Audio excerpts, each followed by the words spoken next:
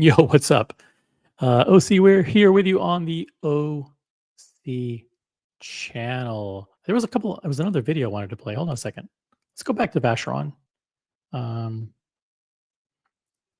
Let me pull this up. Let's do a little bit more Vacheron. Hang in there. Let's see here. Let's do this. Let's give Vacheron a little bit of love.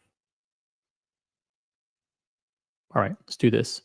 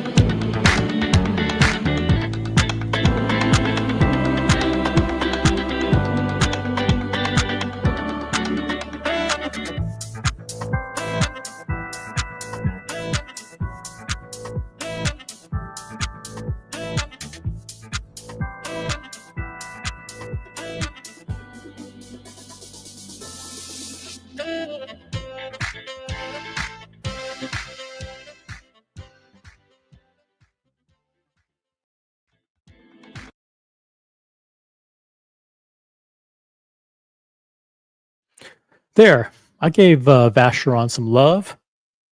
Shout out to the team at Vacheron, Constantin. They did have quite an achievement there with the Solaria. Solaria with like 437 complications and 12,000 moving parts. Very, very complicated. What's up, guys? I'm just a little bit bored, so I thought I would fire up a Monday evening stream for you guys and for me, just to kill a little bit of time. Did Watches and Wonders change anything, or did it solidify Rolex's and Patek Philippe's utter dominance in the industry? Were you disappointed by Vacheron? Were you disappointed by Longa? Were you disappointed by Zenith? I don't want to bias you with my thoughts on that. But certainly when you think about what Rolex and Patek Philippe did as a massive 1-2 punch, a combination 1-2 punch, I don't even know if you can even think about what Longa did. I mean, what models did Longa introduce? What did Zenith come out with? Omega wasn't even there. The Swatch Group wasn't even there. So Omega, Breguet, Blancpain, they're all asleep at the wheel. Sleep at the wheel. But let's see what we got going on in the chat. We've got Easy E, who says, first upvote. Hey, thank you for being the first upvote. We've already got 15 likes. So there you go. I'm not even gonna mention the likes. You guys are so on top of it. Nice cameo by OC and Little G. That's small G or big G, Fat G. Nice cameo by OC and Fat G with Honest Watch. You know, Honest Watch dealer is a guy in the UK, and he was ahead of me in line. One of the times that I was in the Rolex booth. So yeah, he was shooting. He had a full time videographer kind of with him, shooting him, and every time he went in front of a watch, he would do a little commentary. And I think I was like in the background on one of his shots in his video. So yep, shout out to. I mean, I don't watch his videos, but I don't. If you guys do, let me know if you like him or not. I don't know if I recall who he is. Shout out to Honest Watch but I know he's in the UK. Hey, I've got Skip Intro upvoted number 3. Thank you. Number 3 of 15. We're way past 3 now. Thank you, Skip Intro. Got Macallan Drinker. 6th to upload. I think you mean upvote. Upvote. 6th to upvote. I'm only here for the comments. Okay, I'll ignore you then. Consider yourself ignored.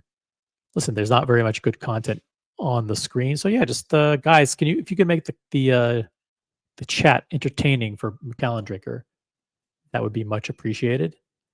By the way, Macallan Drinker is a member of the OC channel. Thank you for being a member. Mr. G is a member as well. Richard Mille is the best. I don't know. There's certain people. I think we've been talking about this lately. I think there's been an opinion floated recently that Richard Mille peaked 3 years ago. Maybe they peaked 3 years ago. Who knows? I'm not saying that. Other people are telling me that. No Biggie Sal. By the way, Mr. G is a member. Thank you for being a member. No Biggie Sal is a member. Upvoted. Thank you, thank you, No Biggie Sal. No Biggie Sal was one of the first people to become a member. And we've got BW from Jacksonville, Florida, in the chat. What's up, BW? Good evening, he says. We got D Wood in the chat. D Wood says, Watches and Wonders was frustrating for me. Like lots of things I like, but nothing good in 38 millimeter. Thanks for the stream, though. Okay, listen, you can leave now. I will not be covering anything that is 38 millimeters today. Nope, I have nothing on the agenda that's 38 millimeters. At least as far as I know. Skip Intro says Longa is not seeking the hype demographic. True, but you still got to come out with cool watches. You have to come out with nice watches. I think the only thing that I saw that they came out with was a honey gold Odysseus. Did they come out with anything else? Please feel free to correct me in the chat. I do not know anything about watches. This is I just start the stream and you guys provide the information. MD Chaz is here. I think Omega just released their 2022 novelties. You call that nothing? What did Omega come out with this year in 2025? The Skipper. That's right. Omega came out with the Skipper. Guys, if you are a fan of yachting, check out the Skipper, the hot new release from Omega. Ryan Hofrey is in the chat. What's up, Ryan Hofrey? And we have Peruka. I'll just call you Peruka because that's your name. Peruka's in the chat. Richard Mille sucks. Stay away. Ooh. Yeah, he is not a fan of Richard Mille. Not a fan.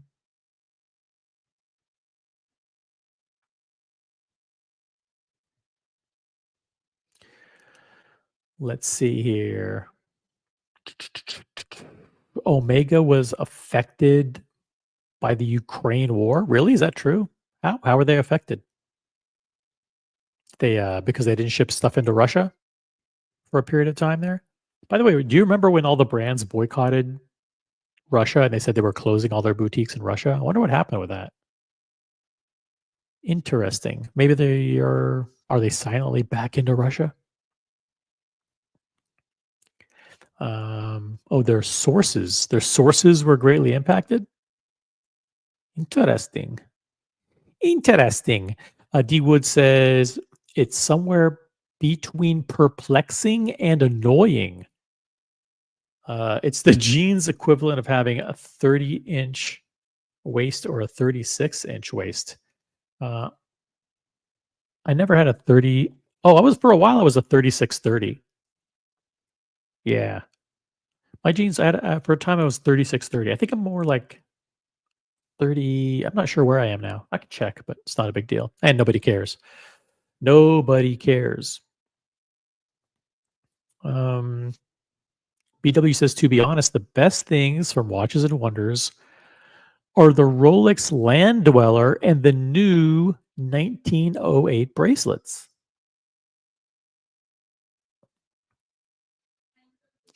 The Land Dweller was cool. All the new Daytonas were good. All the new Oyster Perpetual dials were good. And the 1908 bracelet was interesting. I don't think a lot of people will buy it, but I think they did a good job with it. To their credit, JLC did a good job with their new bracelet on their Reverso. And who was disappointing? Who was the most disappointing at Watches and Wonders? I got to tell you, I think I might do a poll. Let me know if you guys disagree with this. If I started a poll with 4 nominees, the most disappointing from Watches and Wonders: Vacheron, Longa, Cartier, and who would be the 4th one? Who would be maybe Zenith? I don't know. Is Zenith big enough to even be included?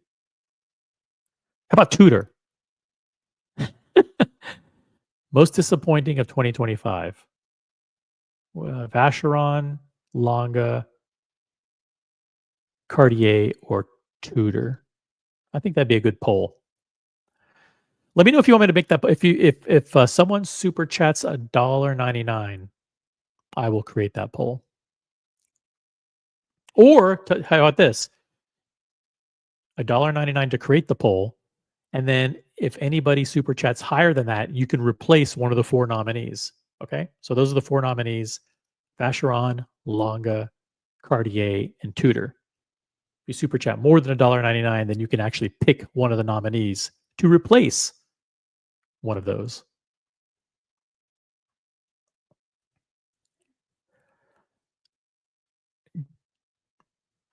And let's see. Oh, we got Mr. Tudor to you in the chat. So he can vote in the poll if it comes to fruition. He can vote every time I look at that watch that nobody asked for. The dial reminds me of snakeskin. Oh, yeah. The Land Dweller kind of looks like snakeskin. You're kind of right. It's shiny.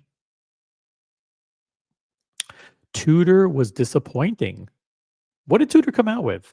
Actually, they came out with a watch that was a carbon copy of the Explorer 2.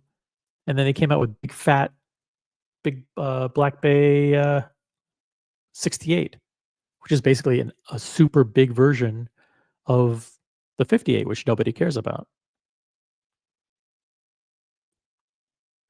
He got Logjam 2 in the chat. By the way, we have over 30 people watching. If you just joined, this is the OC channel, type in a comment in the chat. I like to personally greet every single person. I like Logjam 2, who says, the Oyster Perpetual dial colors were a bit disappointing. I disagree 100%. I think they were a smash. I think those will be in demand at the authorized dealer. You got the beige, you got the pistachio, you have the lavender, you've got the new matte lacquer blue and the new matte black. Not to be confused with Jack Black, which rhymes. Hey, we've got solvents in the chat. Solvents. Be on your best behavior, solvents. Whoever you are. We've got Andy Lewis. Howdy, y'all. Andy Lewis, by the way, is one of, well, I shouldn't say. But I will say that we have formed a Dubai 2025 group. We already have 10 people who are going. We have 10 people who are going, 10 colony people who are going to Dubai in 2025. We're locking down the logistics right now. If you want to come to Dubai and hang with us, it's reach out to me. It's November 16 or November 19 through the 23rd. November 19 through the 23rd.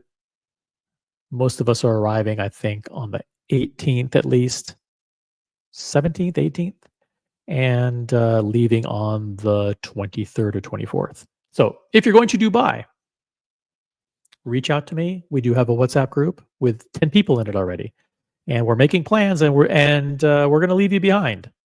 So don't come to me in October and go, "Oh, OC, what are the plans for Dubai? Where are you staying? What are you doing? Where are the dinners?"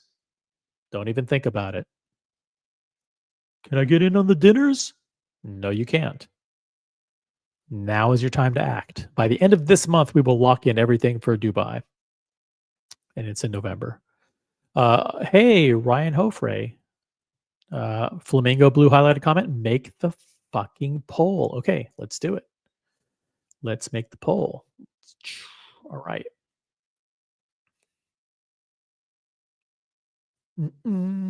Poll. I'll be polite. Question. Most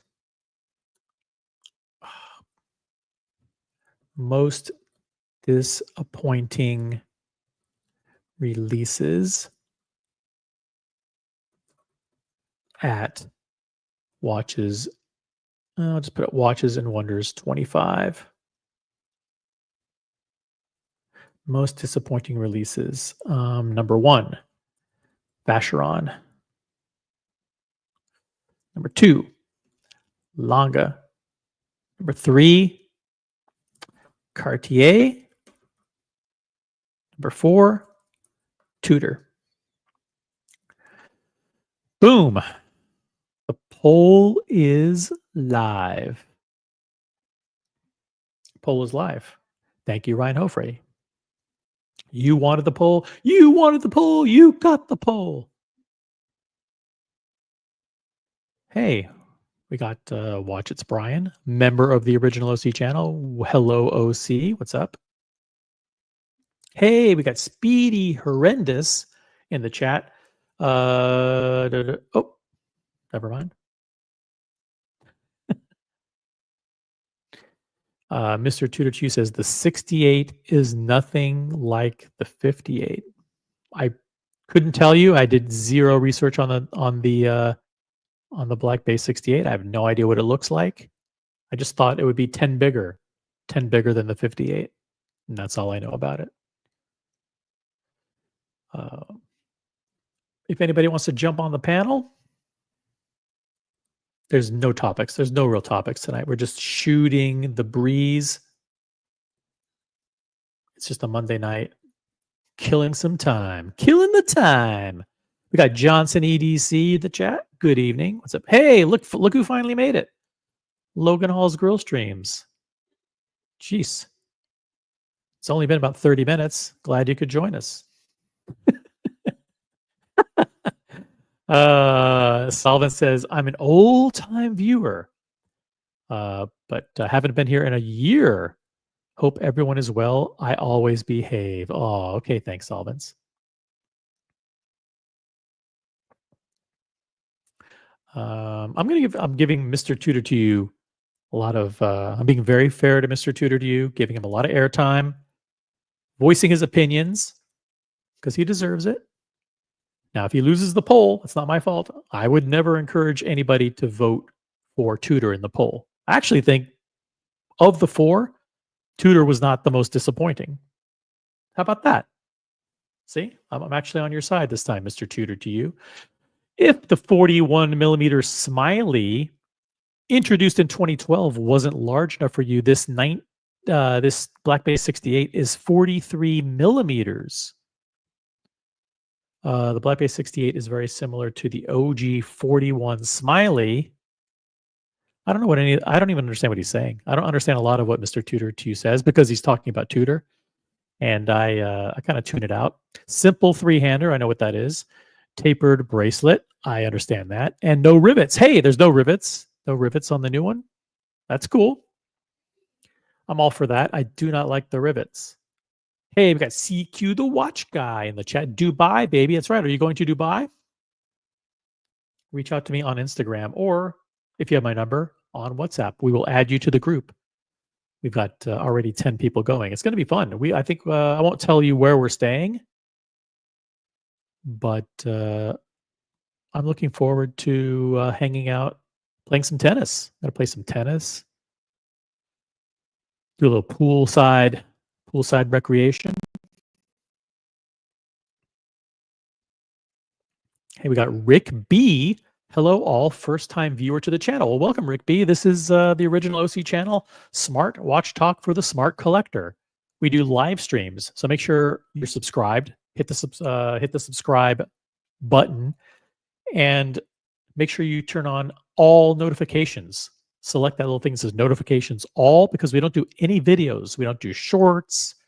We don't do videos. We don't do anything educational. We don't do anything informative.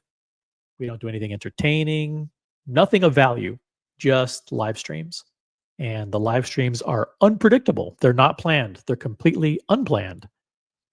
So you just have to enable notifications and you drop everything, no matter what you're doing, and tune in to the live stream.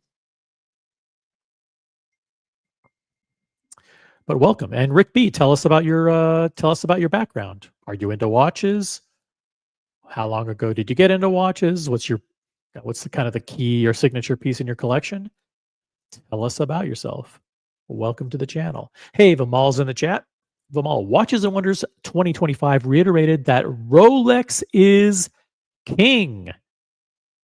Patek Philippe is classy, and the rest are in a slow and steady decline. It's hard to disagree with that. Very hard to disagree with that. I think Rolex and Patek are pulling away from the pack, and that actually doesn't includes AP as well. I mean, AP is still very desirable, still very hard to get, and AP is in close in third, no doubt about it. But I think they're making some significant distance between themselves and Vacheron and Longa and Zenith and Cartier and everybody else. And we have Buckley in the chat. Buckley's a member. Thank you for being a member. Buckley says Rolex beat everyone, and I'm not even that into what they did. That's right. Well, I think they did a ton. They crushed it this year. They crushed it with one of their best years in recent memory. And I can only remember back 5 years because I've only been in the hobby that long. So. But speaking of someone who's been in the hobby much longer and can remember when Philippe Dufour came out with his first watches back in 1953, Brian V. Pipe. Hello? Hello. Hello. Hello? Hello. I'm here. Am I? Yes. I think Rolex had a very good good year. Watches and Wonders. Yeah. They had a very, very good Watches and Wonders. They sure did. They got people excited about Rolex again. Just when it was, they had just raised prices significantly across the board. There was a lot of concern that there wasn't a real reason to play the Rolex game anymore. And they got people excited again. They did it. Yeah. I mean, was there a line that they really didn't touch?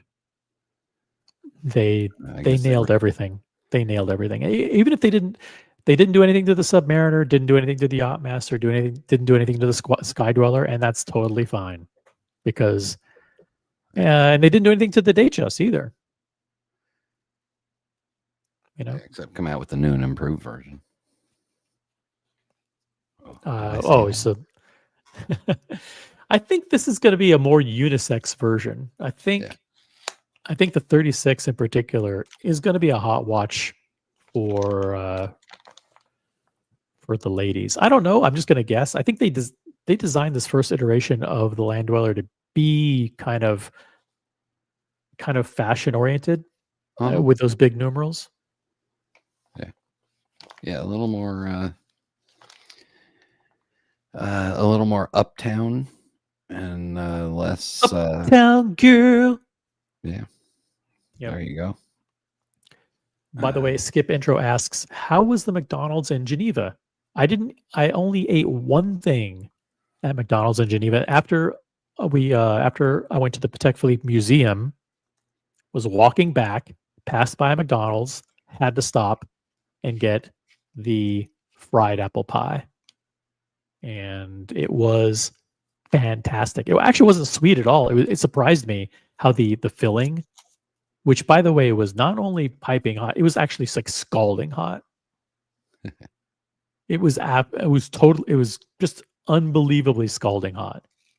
And but it wasn't sweet at all. I wish, I think we should do a petition. Bring back the fried apple pie in the United States. I think it's fucking bullshit that we get baked apple pie. It sucks. And by the way, while we're at it, bring back McDonald's and cookies. I'm so sick and tired of them getting rid of shit that's great. There's nothing that's the best part. I bet you McDonald's could increase sales by 15% if you just bring back McDonald's and cookies in those colorful boxes again, with Grimace and the Hamburglar and the Fry Guys. Who is asleep at McDonald's? Guys, if you're listening right now, get the fucking fried apple pie back and get the McDonald's and cookies back. Yeah, McDonald's. This is Skechers' #1 ambassador talking to you, so you know he plays. All right. But thanks for asking, Skip Intro. I actually have a picture of it. Let me see if I can find it. Hold on a second.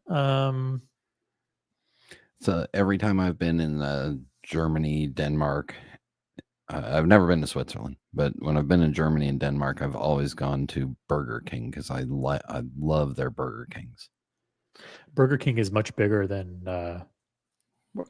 well, I wouldn't say they're bigger, but I did see a fair share of McDonald's and Burger Kings there.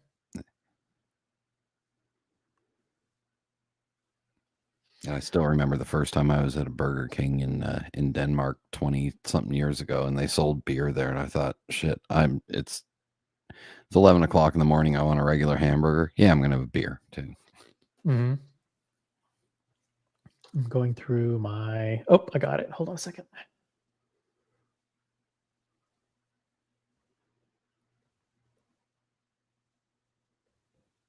It's not really a very exciting picture, to be honest, but it's interesting nonetheless, I guess. Open with another app. Boom, boom, click, click, click. There it is. That's my order of fried apple pie. Yeah. I highly recommend it. I highly recommend that McDonald's bring back the fried apple pie and stop fucking around with that awful baked apple pie with the cinnamon on it. You can get rid of the microwave version and get the one that actually goes in the deep fryer. Yeah, exactly. Hey, look at this. CQ says, yes, sir. God willing, I can't miss Dubai Watch Week. Boom. Whoa. We got CQ. CQ, I'll reach out to you on IG. If you want, we'll add you to the WhatsApp group. That'll make 11 people, 11 colony people going to Dubai. Let's get to 20 people, guys. Let's get 20 people going to Dubai for Watch Week. Dubai Watch Week. Actually, it's more than just Dubai. We're only doing a day and a half of Dubai Watch Week. It's really other stuff like I'm I'm going to be playing tennis. I'm going to be kicking back by the pool. Maybe we'll do one of those excursions where we take like dune buggies out into the desert or whatever. CQ lived there. He knows all the, he knows all the hookup places. I mean, all the great places to go. Yeah. Yeah. We need CQ in our group, man. Yeah. Maybe he could be the watch concierge and Dubai travel expert. We have a poll running. The poll is who had the most disappointing releases at Watches and Wonders? Which brand had the most disappointing releases at Watches and Wonders 2025? And your choices are Vacheron, Longa, Cartier, and Tudor. Vote in the poll now. We need to get to at least 50 votes to achieve statistical significance. So vote in the poll.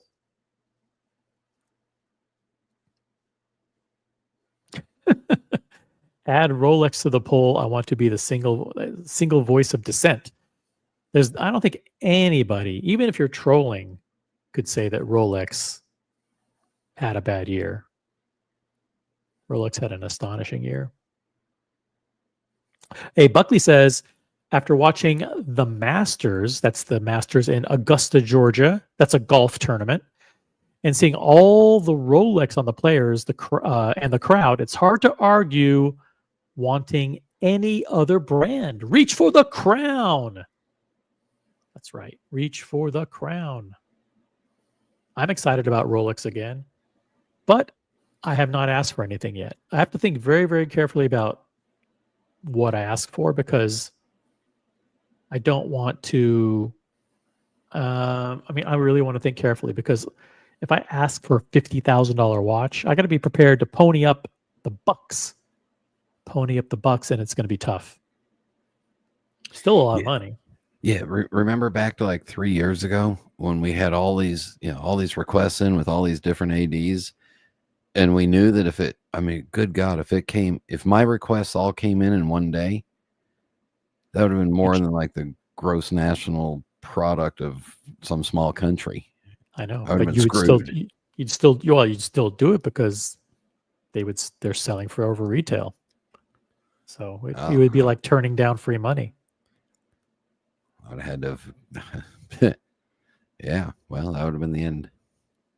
Never happened though. Yep. Got Boris in the chat. We've also got Enrique Peña, and I can say that with an accent because I'm 73% Spanish. Enrique Peña. OC, greetings. How you been? Once upon a time, I was after that Tudor 924 silver. Yeah, that was one worse than the 925 silver, I remember. But never got the call. Yeah, that model was $1 cheaper because they used 924 silver instead of 925 silver. I remember that. I'm glad you didn't get the call. I'm glad you didn't. Because that watch is toxically undervalued. I want to say undervalued, toxically devalued. America 5726. Cartier is so bad. Essentially a fashion watch brand. Honestly, they should stick to jewelry.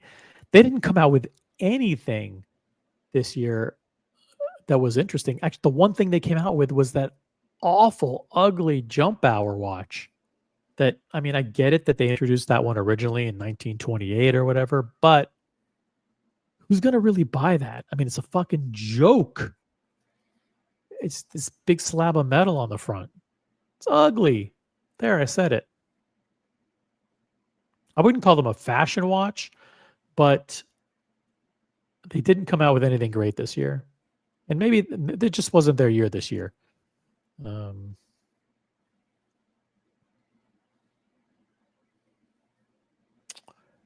We've got CQ says, not sure what people wanted from Cartier. I don't know anything. Just anything. Maybe nothing. I don't know. Rick B says, I'm a new, older watch enthusiast. I'm the budget luxury category, not the luxury. Ooh, you're watching the wrong channel. Yeah, we don't do budget luxury here. We only cover four brands, and 4 brands only: Rolex, Patek Philippe, AP, and Richard Mille. Those are the brands. We don't believe in budget luxury. We believe in luxury. But keep watching. You might get hooked anyway. Good luck. And if we trash budget luxury, it's because this show is on for entertainment purposes. And because you're naturally an arrogant douchebag. True, and an elitist. I wouldn't go that far. You still wear Skechers.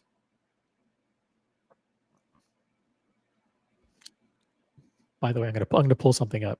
Hold on a second here. Let's see. Yeah, Buckley's right. I'm interested to see that Ingenieur perpetual calendar from IWC. But remember, people, I'm not an AD guy. I'm a pre-owned gray market guy. Yes, you are. That way I can stick my foot on their neck, squeeze them as tight as possible. And then when I don't like the watch anymore, I can sell it. And nobody cares. Now, remember, I do have to say that things presented on this program are presented for entertainment purposes only, right? And in the case where we do share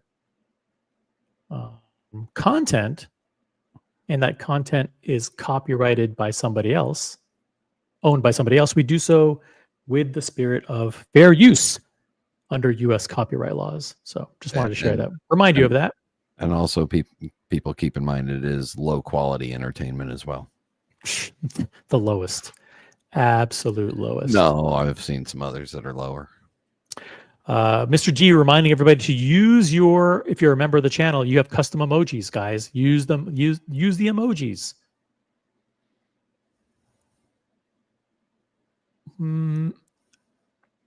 If you guys got anything interesting to say in the chat, just let me know. I want to say hi to Diego, Johnny O, Oliver Boone, Johnson EDC. Did I miss anybody? Want to make sure I got everybody. Brody, what's up, Brody? Julius Caesar. Check this out. This is kind of interesting. Hey, that's a Julius Caesar that made it to April. Congratulations. Let's see here. Shout out to my friends at Rob Report. That's right. Shout out to Rob Report. Check this out. The best dressed people at Watches and Wonders. Sported vintage Rolex, Patek Philippe, and custom Cartier. Shout out to Rob Report. Social media influencers bring their celebrity style to Geneva. I sense some photoshopping in here, but okay. Come on. Why would you doubt the quality of journalism at Rob Report? Oh, I'm not. I'm and questioning not the quality of photoshopping afterwards. Well, if you want to see true Photoshop skills in action, here is a great portion of the article. OC with the wrist chick and a red shovel, and with Patek Philippe's Terry Stern. Yeah, great. This is a great article, by the way. You should check it out. If you want a copy of it, reach out to me and I'll send it to you. But awesome coverage by my friends at Rob Report, which I used to read Rob Report when I was little, when I was like in high school and my teens. It was like focused on luxury yachts and luxury stuff. But yep. We had issues of Rob Report when I was working in the cigar shops. We had a subscription. Yeah, I had subscriptions to a couple magazines for the lounge area. Yeah, do cigar and tobacco manufacturers advertise heavily in Rob Report? They were back then. Yeah. Yeah. I mean, I know there was Cigar Aficionado. Was there something that rivaled Cigar Aficionado in terms of a publication?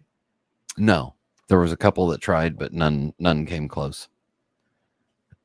By the way, I got in the mail today a massively thick copy of Revolution Watch.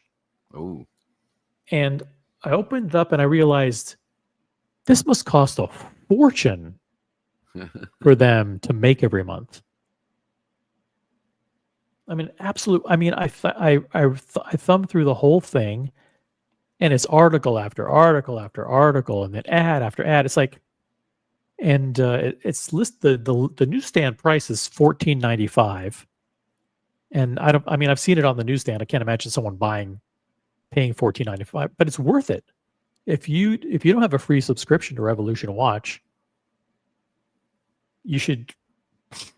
It's a really, really good magazine. And I'm not just saying that. I mean, you have to give Waco credit. I don't know if he's the publisher. I know he's like, maybe the editor or something, but it's full of like great ads and it's full of a ton of articles. I mean, a ton with big, luscious pictures. So it's the one with, geez, what's on the cover? It's upstairs in my bedroom. But anyways, I got to give them credit because lots of good stuff in that magazine. I'm pretty impressed at your age you were able to carry it upstairs. Yeah, I did. I just didn't have the strength to carry it back down. I could just throw it or drop it from like the third level down. Well, you don't want to hurt the floor. Yeah, it'll make a loud noise, scare people. Yeah. Well, what do you guys want to talk? You want to talk about anything? Is there anything of interest, or you just want to shoot this shit? CQ, by the way, CQ Buckley, get your ass on the panel. Just like, let's kill some time. Was there anything else? Was there anything else at Watches and Wonders in the other brands that you don't know about that was interesting? No. Worthy of discussing? No. For normal people besides you? No. I mean, literally nothing. They had 60 brands there, and I've talked about everything that I thought was interesting. I mean, I went into the JLC booth. I thought it was a really good booth. They do a great booth every year, but it was just all reversos. And I went into the Tag Heuer booth. Phenomenal booth. They had F1 cars in there. They had the most knowledgeable staff of any booth. Very smart people there. They were very on message, and they had a lot of different collections. I went into the IWC booth. IWC was pretty good. I mean, I didn't love their releases, but they'd had a great booth. But other than that, I mean, Vacheron was boring. Cartier, I took pictures of everything there. Van Cleef and Arpels, I went in. What else? Long Guy went in a couple times. And still nothing interesting. No. I mean, they introduced the Honey Lumen Odysseus. Yeah. No one's gonna care. I think a lot of these brands did it. I think a lot of these brands are behind where they were before then. I think they're behind where they were before Watches and Wonders because they came out with such weak releases. Mm-hmm. Well, we kind of felt that way last year about Rolex. That there was like, what the hell? I know. I was on the German stream today, Watch Regazzi, and in Europe, apparently the reaction to their Land Dweller is very, very good. Yeah. So, I mean, I think in the United States we're maybe a little bit jaded, but I think in the rest of the world they're like, shit, this is really, really good. And we haven't really covered in depth all the stuff about the sequential distribution escapement and the white ceramic balance pinion or whatever, about all this shit. But apparently it's pretty advanced technological achievement. This movement was like a decade or so in the making. Yeah. And it's entirely the escapement's made of silicon entirely. And they were able to achieve, they increased the movement speed to 5 hertz, which is something that people have been complaining about. Not really complaining, but it's just like it's probably been stuck in Rolex's craw for a while that people like Zenith would say, "Oh, we're 10 beats a second," and Rolex is only 8. Well, it just makes the second hand sweep smoother.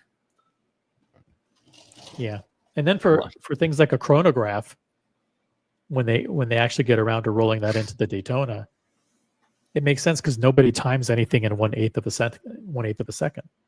That's just dumb. I do. Wait, what's 1/8 of a second in decimal form? Well, okay, well, here's a test. What's 3/8 of a second in decimal form? Something. Yeah, exactly. Nobody knows, but some people are doing some math right now on Google. In they just opened up their Lotus 123. It's 0.38 and a half and a third plus a quarter. Is it? Andy Lewis guessed 0.375. Wrong. I don't know. I actually don't know what it is. D Wood guesses the wrong thing as well. Yeah. I mean, so anyway, 50 people watching, guys. But it does the higher the beat, the lower the power reserve.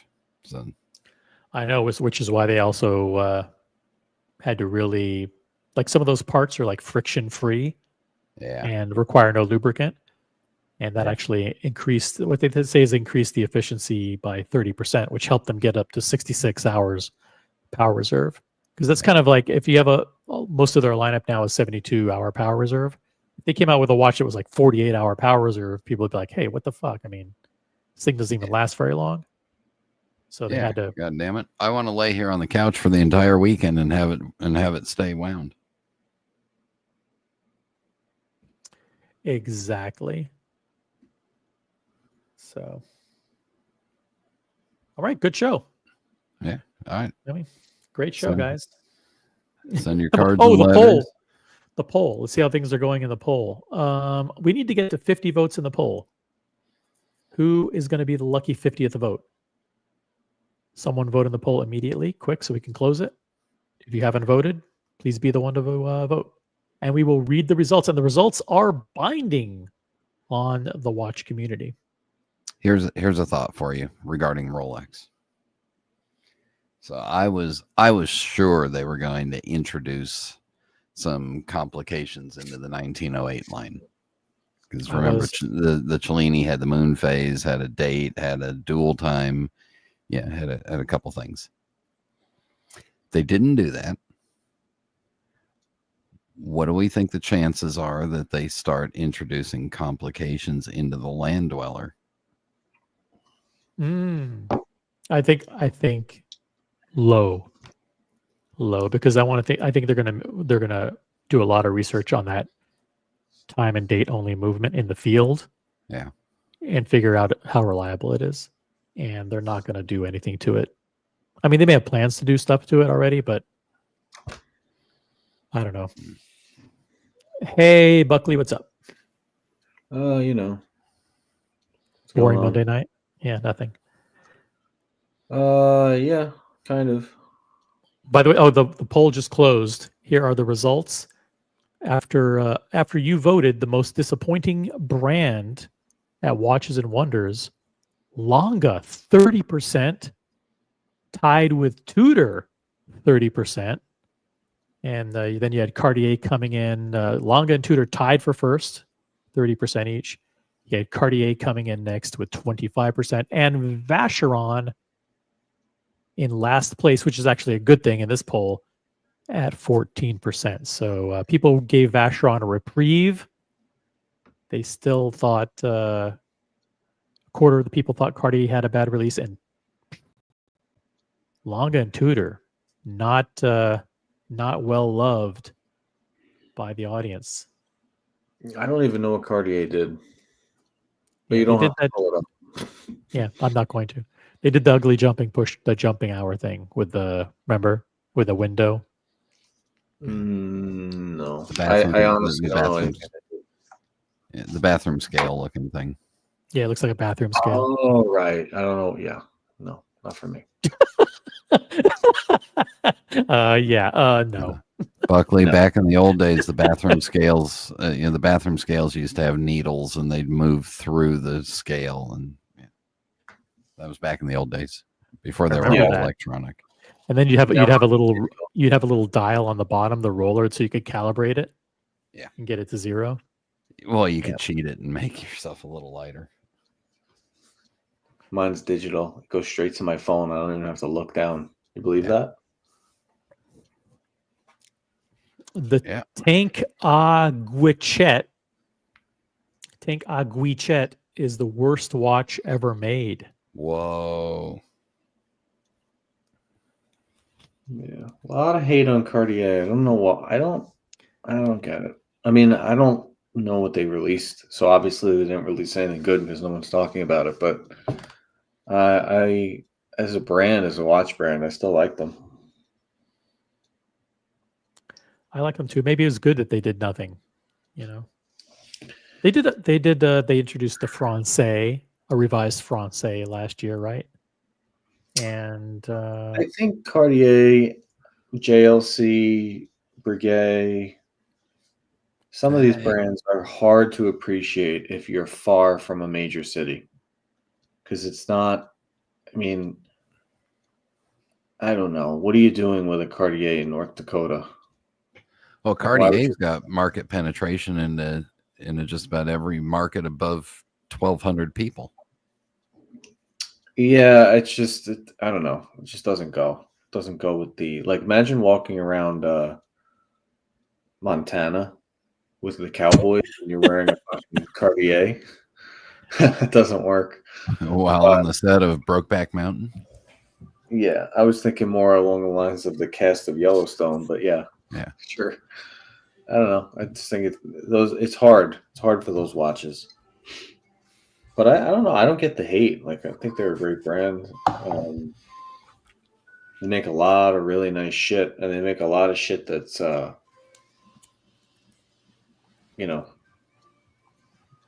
legendary status. all the collections look good. They're one of the few brands that, regardless of the collection, they all look like Cartier. Yeah, not all look good, but yeah. Diego's. You don't like the circular one? You don't like the Ballon Bleu? I'm not a huge fan of the Roadster. Oh, the Roadster. No. I'm not a huge fan of the one they recently created. Franchise. Yeah. It's very boring. They've had that for a while. It was just a revamped version. Yeah, I don't. A lot of the times, the tanks could use a little love. You can't really change them all too much. I mean, they've had 100 years to change them. There's no real reason to mess with them. Do colors, and you can mess with the size a little bit. Straps, they could do some interesting stuff. It's like a steel Cartier quartz tank on the shitty black strap they give you. I don't know. They do a lot with the tanks. A lot of it is limited stuff. They do funky dials and straps and sizes and metals. You typically don't see those at your AD. No, I only see Santos. That's pretty much it. Actually, like I said, there is a lot of variety in the tanks, but there's only so much you can do with that watch. They're not changing it dramatically from what it was. It's kind of a boring watch. I think it's going to be breakout year for IWC, maybe potentially. Yeah. Really? What? Just because of those? Because of the Ingenieurs? No. So I put Breitling, Cartier, Omega, Tudor, IWC, Panerai. I put them all under the umbrella of other brands at your AD, right? At your big AD, right. Like others. Yes. And it's usually people like one or two of the others, And usually in the others, they only like one, but they never actually buy it. So like you'll land on a Seamaster, a Speedmaster, or you know, a Lumina, whatever. But IWC is riding F1 super hard, and F1 is gaining more momentum and attention in the US. And right now, the US market for watches is by far the most important market. It's not even close. You know, What they sponsor? They sponsor a team or two or something at F1. yeah, they're partnered with Mercedes in F1. Okay. And they may, you know, there's talks they may get Audi in 2026, but their stores are different than the others, right? You go to Breitling, it's kind of wonky. Panerai has not changed, right? They make 3 watches, and it's never going to change. Tudor is like weird Rolex copycat shit, right? IWC has almost, right? Don't quote me. It has a feeling of like being the Tudor to AP. It has big, funky watches like offshores that have the quick change straps, right? They're anywhere from like 5 to 15 grand. They're not crazy expensive. And the Ingenieur is, you know, it's a pretty nice looking watch. If you see the blue one out in the wild, or you see people wearing it now, if you don't see the head of the watch, it kind of looks like a Nautilus bracelet. And I have a feeling, you heard it here first, with this F1 movie with Brad Pitt, that green watch, the green Ingenieur that's limited, watch nerds are going to call it the Sunny.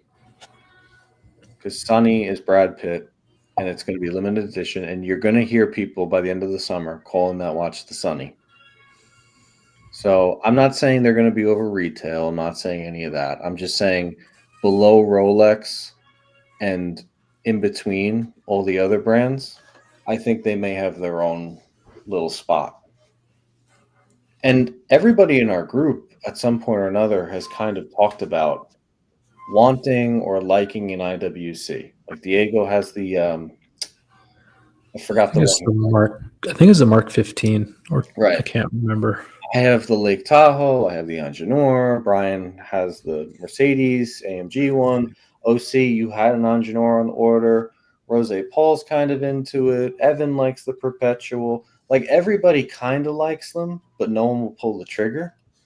With a little bit of hype and a little bit of marketing, and it could be a thing. It's not going to be a thing of retail, but it could be a thing. With a little bit of help from our friends.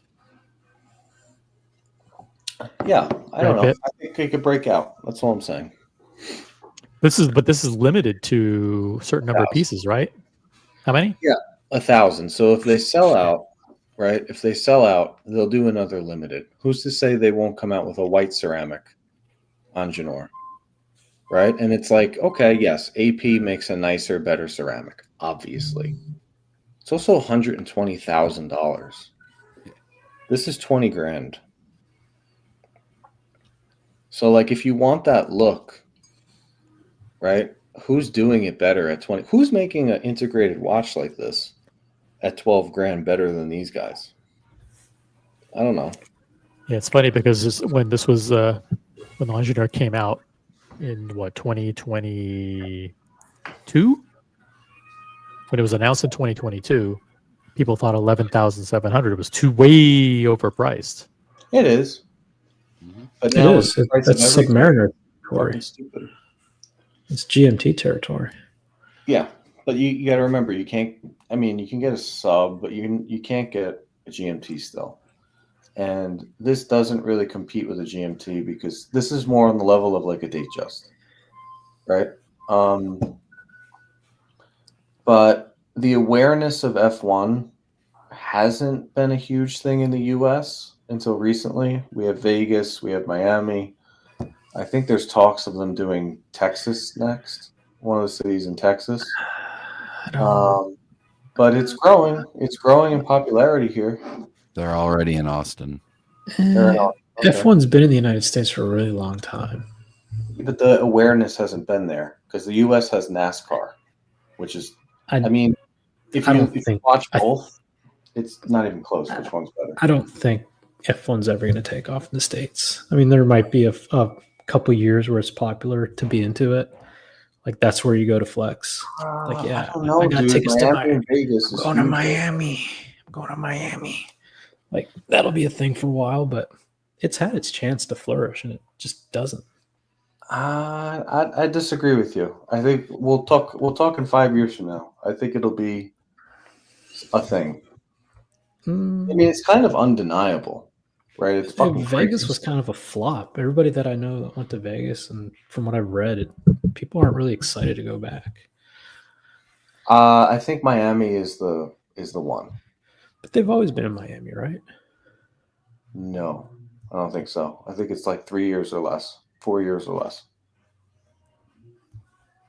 I think the first one was 2022.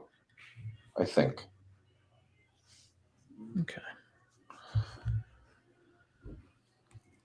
But I don't know. I'm just saying. I think that they're in a unique situation. They still make too many watches. They're making 120,000 watches. But you know, I think it could be like it's a pretty good looking watch.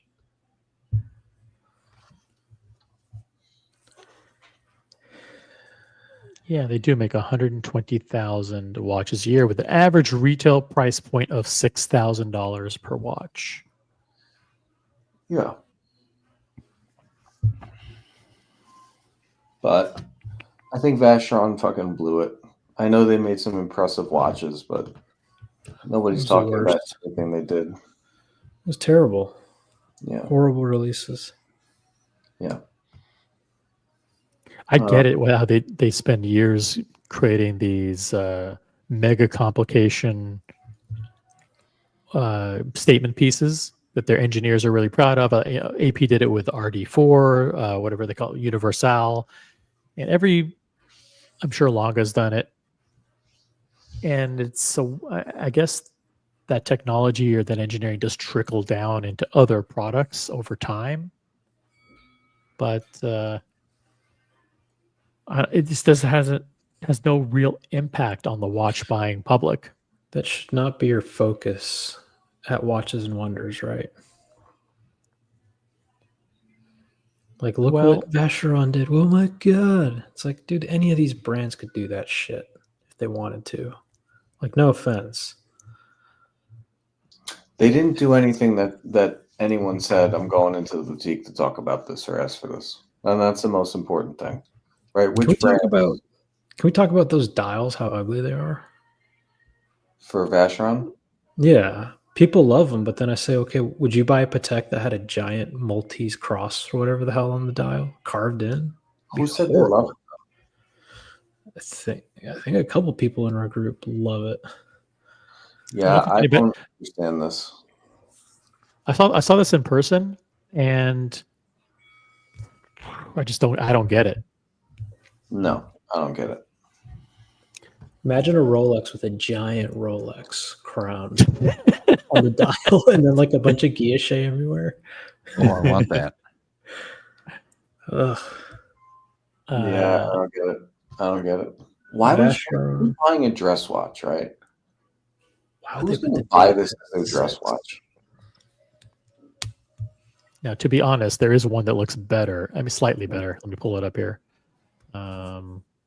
Just because it has more going on the dial, and it distracts you away from, and it's a better picture. Imagine buying a watch like the dial. The fucking guilloche on the dial's insane. First of all, this is the cool watch, the retrograde date. I think it's cool. No. They make a retrograde date in the same movement in the overseas, I believe, and that's a very nice. Have you tried tried this one one on? Michael? Yeah, I tried it on with you the other day. This one? You tried on one No. of these? I tried on the non-retrograde in Geneva at the boutique. So this watch is 42 and a half. So This is a big boy. yeah, most people are going to complain it's too big. Hold on, I'll get an actual picture on my wrist. Hold on. Now, I'm sure some people love this dial. You're welcome to. To me, it's like this is what you did. Like this is you had a whole year, and this is what you did. This is what Daniel Wellington does to a watch. It's not what Vacheron does. I don't know, man. Like, Yeah, I don't. No one's talking about anything they did. It was a complete nothing burger. and it's not a Vacheron thing. Like to me, if any brand did this on one of their established pieces, it would look bad. It doesn't matter who it is. So I'm not dogging Vacheron here. To me, this is just a poor. This is not this. This is bad. No matter who you are, this is fuck, dude. Yeah, and the 29 and a half on the. I hate that. Yeah, I don't like that either. That looks so. I don't know.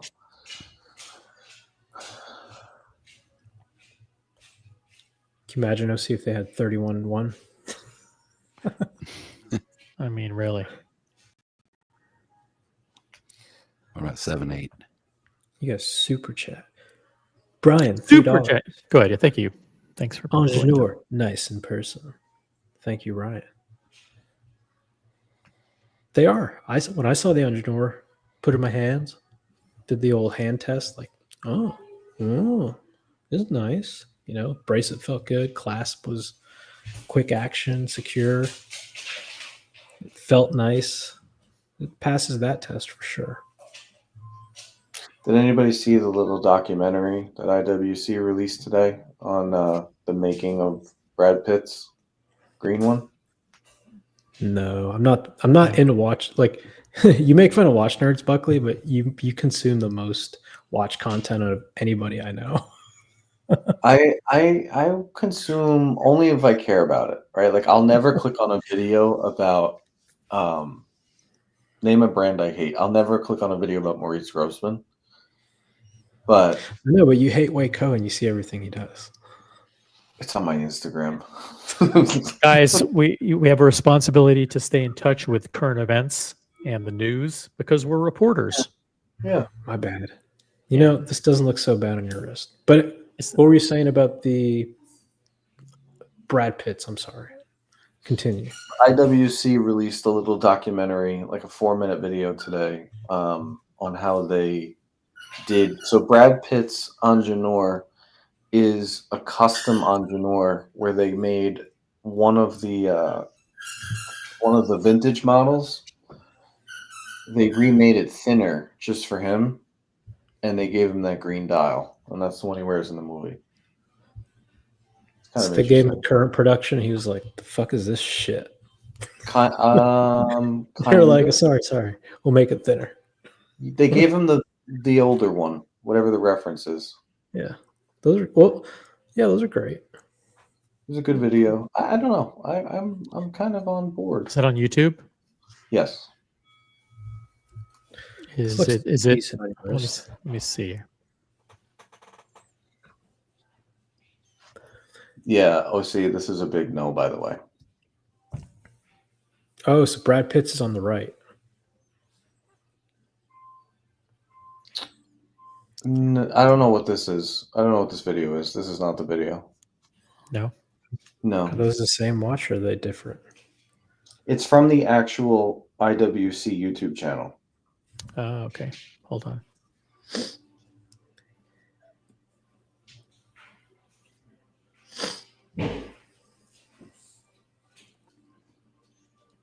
From the actual IWC YouTube channel, which is almost non-existent.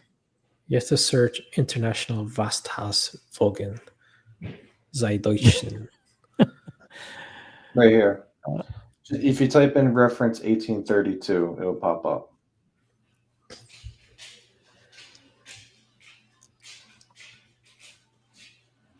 Got it. Is it the one? Okay. It's like about 12 hours ago. All this shit. Got it. Yeah. I got it. All right. Here we go.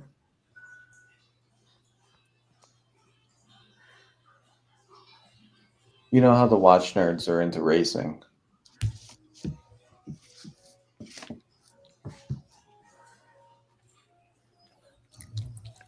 Thank you, Brian, for the flamingo blue highlighted comment. Appreciate it. You want audio with this? If we see a Sure, cool hold on, image. yeah. You got the watch ready? Yeah. It's ready. Now over here we have the bracelet. We'll install the bracelet. See, the hands are they're shit, but we can fix that.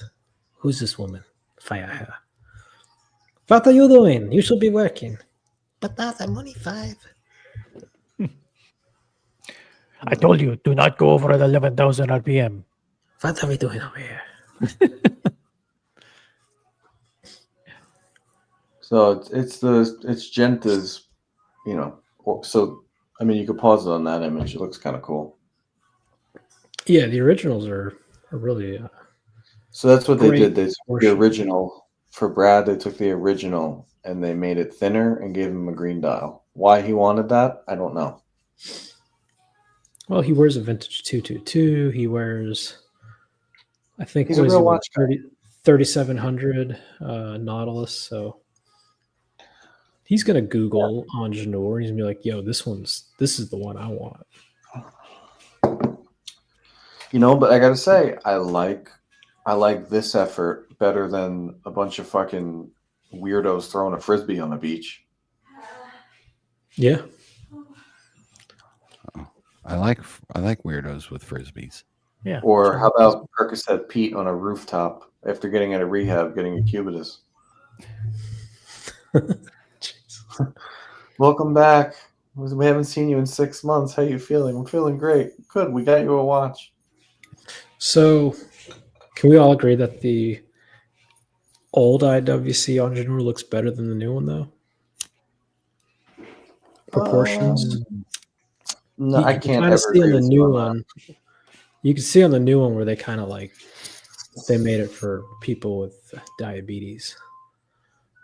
They're like, I don't know. My wingspan is just so incredible that I can't get on the same page. You're one of the few. That looks sick. Oh, Go back. Go back. Oh, Yeah. look, listen. All I'm saying is the biggest movie of the summer could be this movie, and it would be enough to send people into the store asking for this watch because it's a good-looking watch to begin with. We just don't have enough push to go buy it at retail.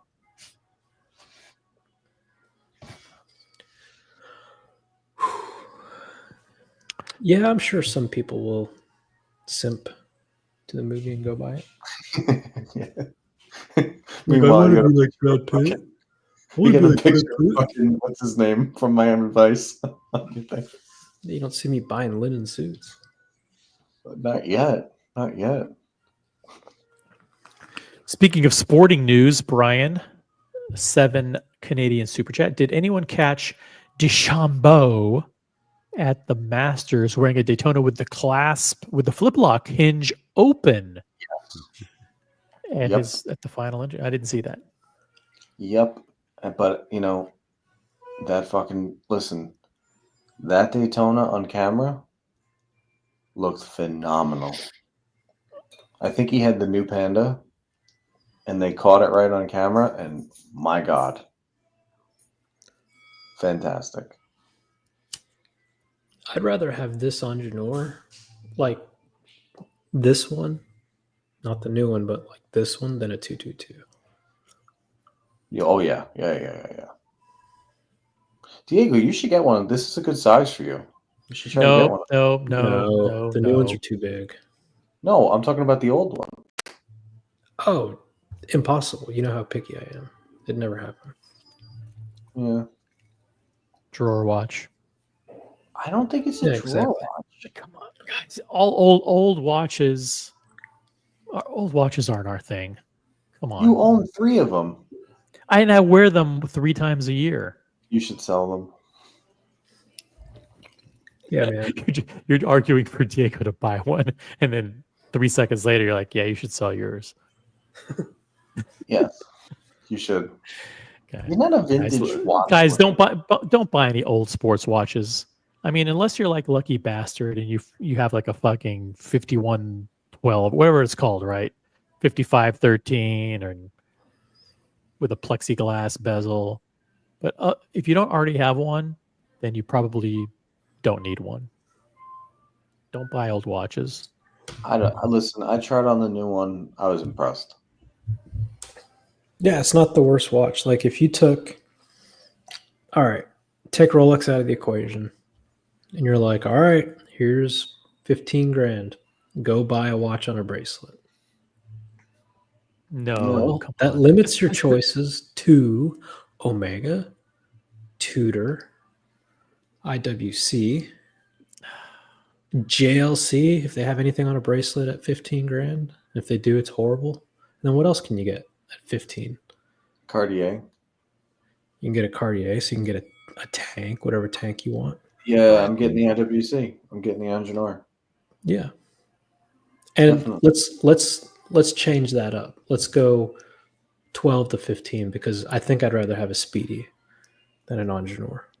So would I. I was just about to say that I think the Speedy bracelets are so much nicer than The this. Speedy beats the Engineer every day of the week. But But if you take that out of the equation, this wins.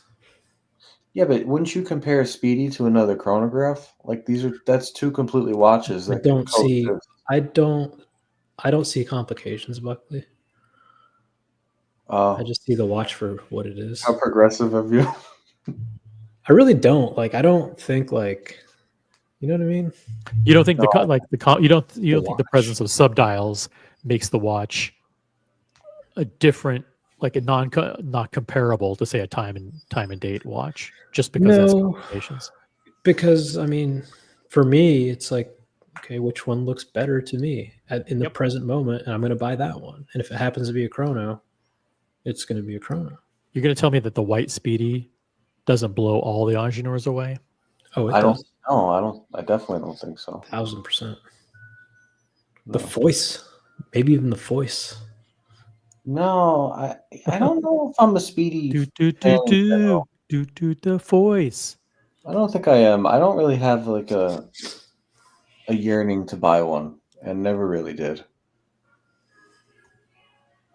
You know what I would buy from Omega before a Speedy? What? Seamaster.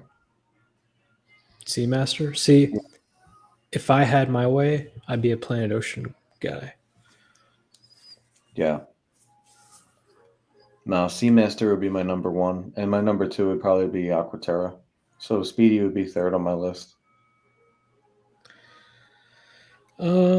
This is up there though. This beats Tudor. This beats Longines. This beats Panerai. Breitling. Actually, I don't know. Right, what a disaster Breitling was. Holy shit. Yeah. Were they even at Watches and No, Wonders? they were not at Watches and Wonders, but they introduced this thing called the Top Time, like oh my god, Horrible watch. Absolutely horrible. Oh, that's the one that's like inspired by some team or some crap, right? By cars, I thought. Really, they had 5 of them a couple of years ago that were actually kind of cool looking. They had one for the Shelby Cobra, one for the Corvette, whatever. Mm-hmm. I didn't even look at the article. It's like they're so. I just one glance at the watch and I thought it was. I didn't read a single thing about it. You pulled it up. You can read it. Evan says, if you remove Rolex, Omega, Breitling, Cartier, Chanel, Tudor, JLC, Zenith, then at the 12K price point, you'd buy an Ingenieur. Chanel was hysterical. Very true. Holy there's stuff in your collection, Diego. I would eliminate at least. I know like the problem is I got that one as a gift and this one's sentimental, but if you removed all that, you could easily 4 would be gone like tomorrow. Well, I've always said I could do like an epic 3-watch, maybe 4-watch collection. But the other ones, I mean, like I'm not getting rid of them. So they're always going to be there. They're always going to be lurking. Yeah. But I get what you're saying. Yeah. I think Buckley, the Ingenieur, it still it needs a little bit of refinement. To me, it looks like they released it 90% off the assembly line. Yeah, I don't know. Just a little bit. Like I'm not asking for a lot. It's just like it's missing You know what the problem with the missing Angenour some is? pop. There's only one problem with the Angenour. Only one. The dial. No, Rolex exists. The case. No, Oh, the cheap movement. no, Rolex exists. The bracelet. The solid case back. Price point. I love solid Uh, case backs. Weak brand. Yeah, The brand blank- name. I like a solid case back on a brand that has earned it.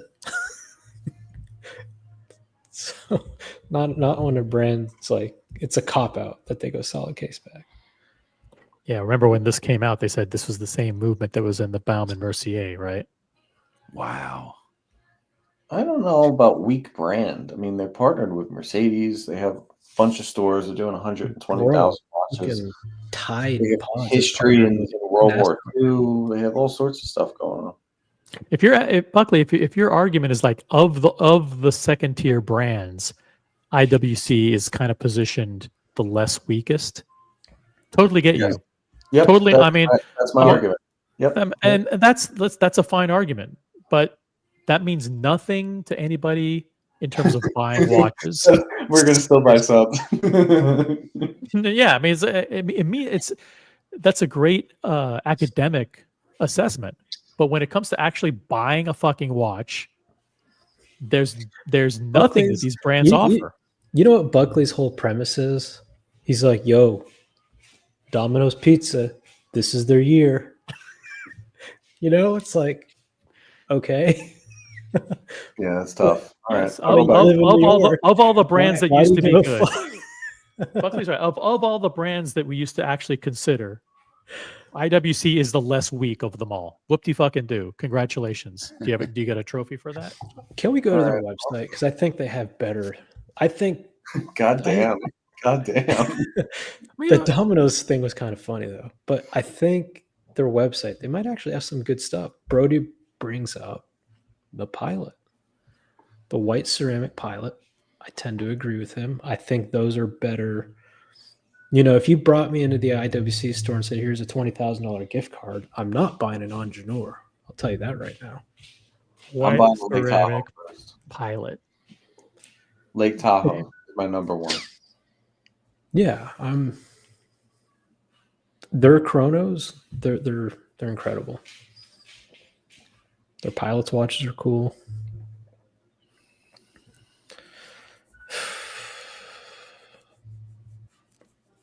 I don't think the Angenours, I think it's going to fizzle out, Buckley.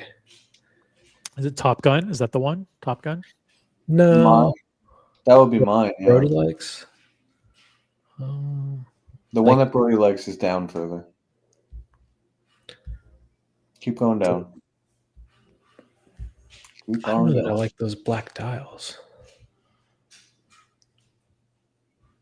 Right there. Ooh, that's when he wants the white one. Mm-hmm. This is a different Top Gun, right? Yep, just the 3-hand Lake Tahoe. Yeah, it's a great looking watch. Fun. That's a fun summer watch. Look at that. Look at how far in the date is. Holy fuck. They might as well put it in the center of the dial. I like that. I like that. Where's the 3? I mean, come on, man. Put the date over it. Do something. I don't know. Ooh, I don't like the crown. What happened there? Well, you want the bigger crown? No, it looks stainless steel to me. Oh. It is stainless steel. Come on. Disqualified. Ugh. All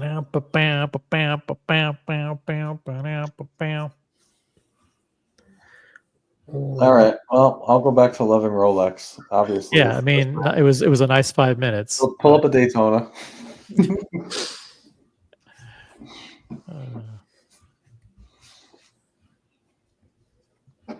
Oh man. Yeah, just pull up a platinum Daytona really quick so we can also.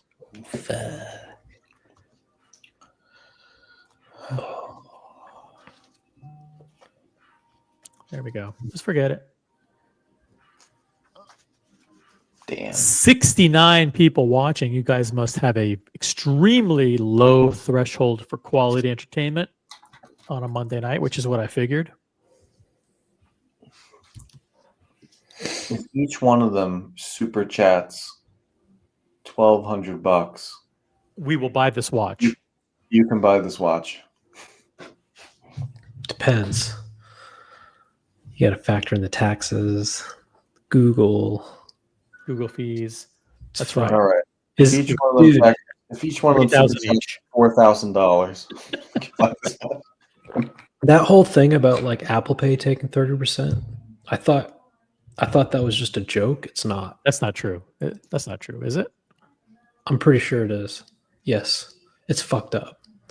So if you if you send a $100 super chat from your phone and you use Apple Pay, they're getting. Let me do the math here.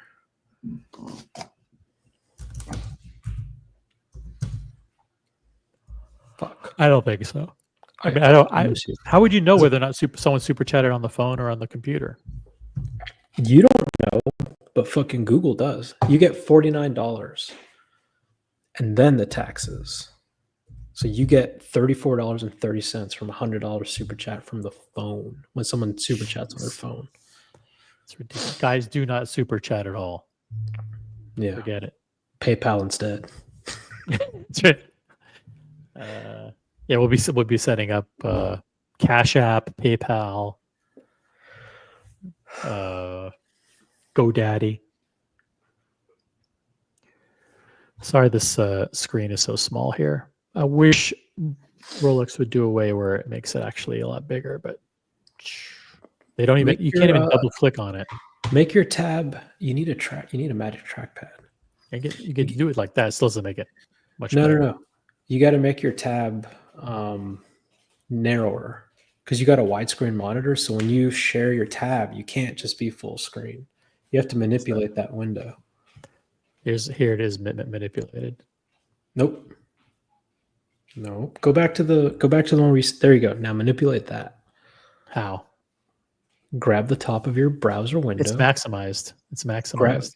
Grab the sides and bring the sides in. When you bring the sides in, oh my god, that's too much. That's it. That's the sides. No, there you go. Look at that. Ooh, there you go. That's much better. Doesn't make it much bigger. No, but it fills the screen out. Look at all that great white space. Thank you, Diego.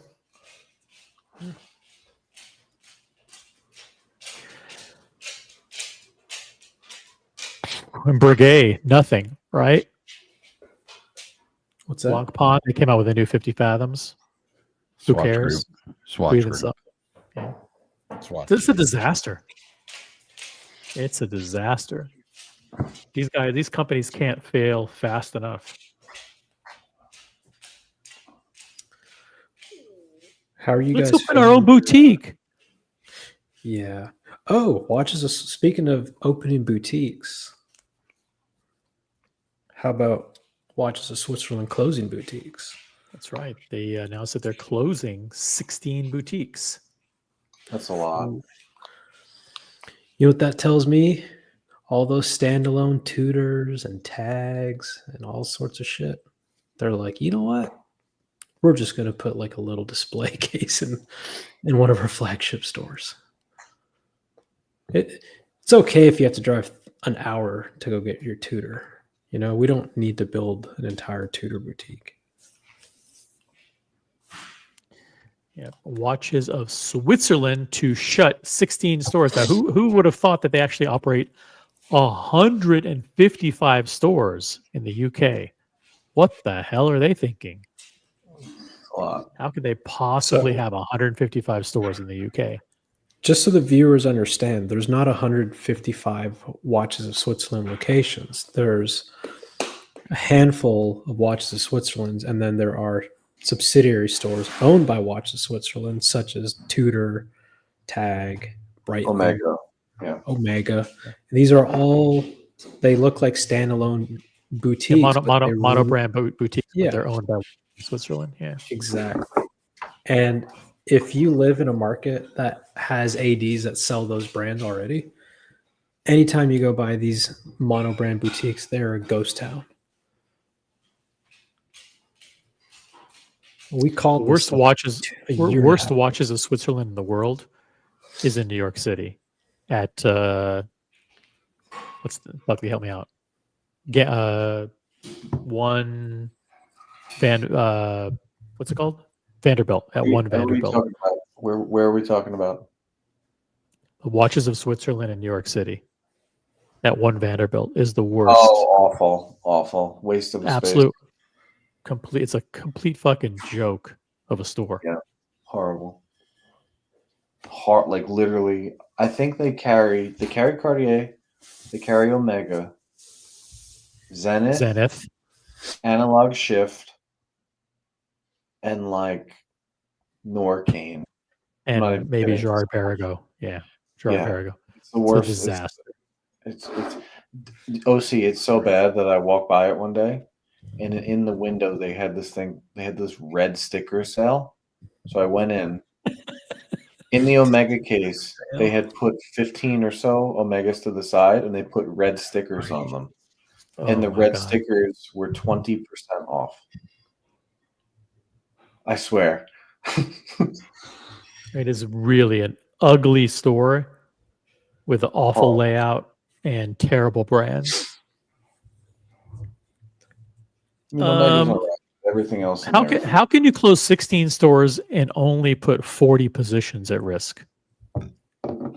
How is that even possible? What's the math on that? What's the math? What is the math on? Don't you need at least 6 to 10 people to run a store? I mean, to schedule people to work and a manager and. Yeah, I mean, that doesn't make sense. It doesn't make sense at all. I mean, well, you know what it is? They're going to close 16 stores, and then they may have. So let's do the math on this. What's the number we all like? Each store has 8 people that work there, right? I would say you want to be more, 6 at least. Yeah, more. Like 20. A standalone Tudor boutique. All right, let's just do 10. You happy with 10? I would, yeah, at least, yeah. Okay, that's 160 employees. They've only got room for 40. So there's going to be 120 people let go. No, wait, risking 40 jobs. That doesn't make sense. Yeah. I mean, one thing that's interesting in the article is they do say that that they have a total of 709 employees. How can they only have 709 employees? Divided by how many stores? 155. Think about 155 plus you have corporate, marketing, you have finance, HR. Who wrote this article? Some British dude, probably. Yeah, these are the same stats that are in every article. So that's an average of 5. 16 times 5 is 80. So they might only be able to take 40 of those people, put them in one of the remaining stores, and then the other 40, they're just like, sorry. Mm-hmm. We got nowhere to put you. How about this for delusion? In the most recent financial year, the group expanded with 22 new showrooms. They renovated 15 and then acquired another 15 through the acquisition of jeweler Ernst Jones. You guys, is anyone awake in the UK? Can they help us out? Like, what the hell is going on here? Watches of Switzerland is located in Carlton Park, operates 155 UK showrooms. Look at this number. As of January 2025, the retailer operated 217 showrooms across the UK, US, and Europe, including 95 mono-brand boutiques. There's more showrooms in the UK than dentists. I just looked that up. What the hell? Ooh. 155 in the UK alone? Is there one for every farm? There's a lot of money in the UK.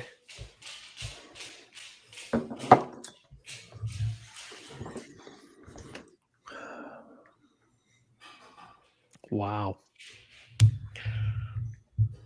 Those mono brands, that's a new phenomenon.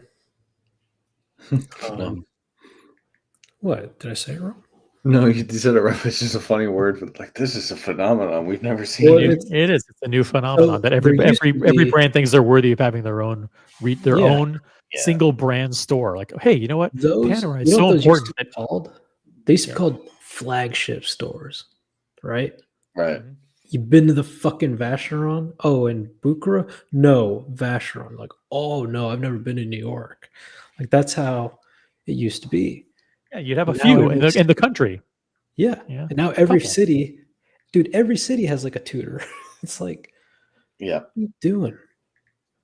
Why in Atlanta can you go to freaking what's this place? Mayor's Jewelers, buy Omega, buy Tudor, buy any brand, Cartier, whatever, and then in the same mall, they all have their own stores as well. Greed. I mean, This is like the absolute equivalent delusion. of when what's that company? Luxury Bazaar like expanded their staff by 100% and spent $1 million in reno because watches were booming. Instead of thinking, well, let's have some cash reserves in case things turn around. This was greed. I hope they had a good exit strategy.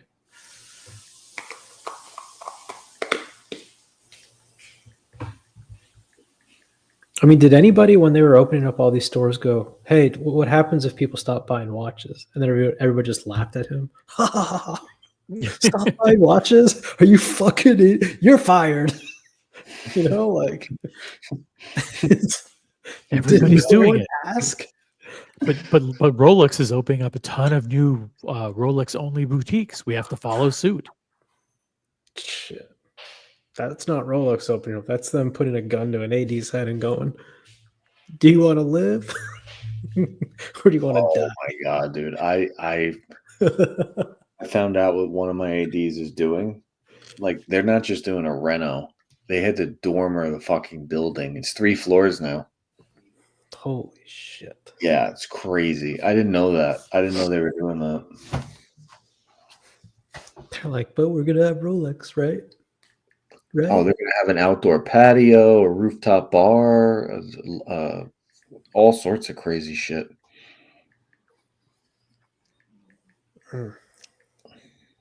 What's the? Do you like the IWC Portugueser?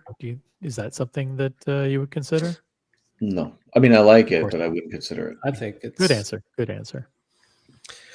when I didn't know about hype, you know, I was just in college looking at catalogs that I got for free. The Portuguese, or when I saw it, I was like, wow, this is really nice. It Yeah, still classy is. looking watch. Yeah. Classy watch. It's original in its design. No one else really does a chrono like IWC does in that line. The sad thing about like the watch bubble is that a lot of these brands that are doing really good things and always have been and really haven't ever fucked up, they almost got tarnished unfairly. Like IWC, people like, well, I'll never buy an IWC. It's like, well, why? You know, they haven't done anything bad. They haven't had horrendous releases or scandals. Like this in 2016, this was it. You know, John if you're Mayer. successful, John you Mayer go buy a was Patek, a huge. Vacheron, or you buy something like this. John Mayer was huge into IWC. No one would. Yeah, nobody back then, 2015, would look at this and go, "Fucking loser! That's not even a Patek." They'd go, "Oh, it's a beautiful watch. Yeah, it is. It's Swiss." Mm. Mm-hmm. So, like I said, unfair. They got left by the wayside unfairly. I mean, Other brands like Tudor, they got what they deserved. This is actually kind of legible. I mean, if you're into like reading this shit. It is. And I don't know if you can look at the back, but this isn't just a perpetual. I mean, they created this movement. You know, they put a lot of time and effort into this, and other brands like JLC use the movements.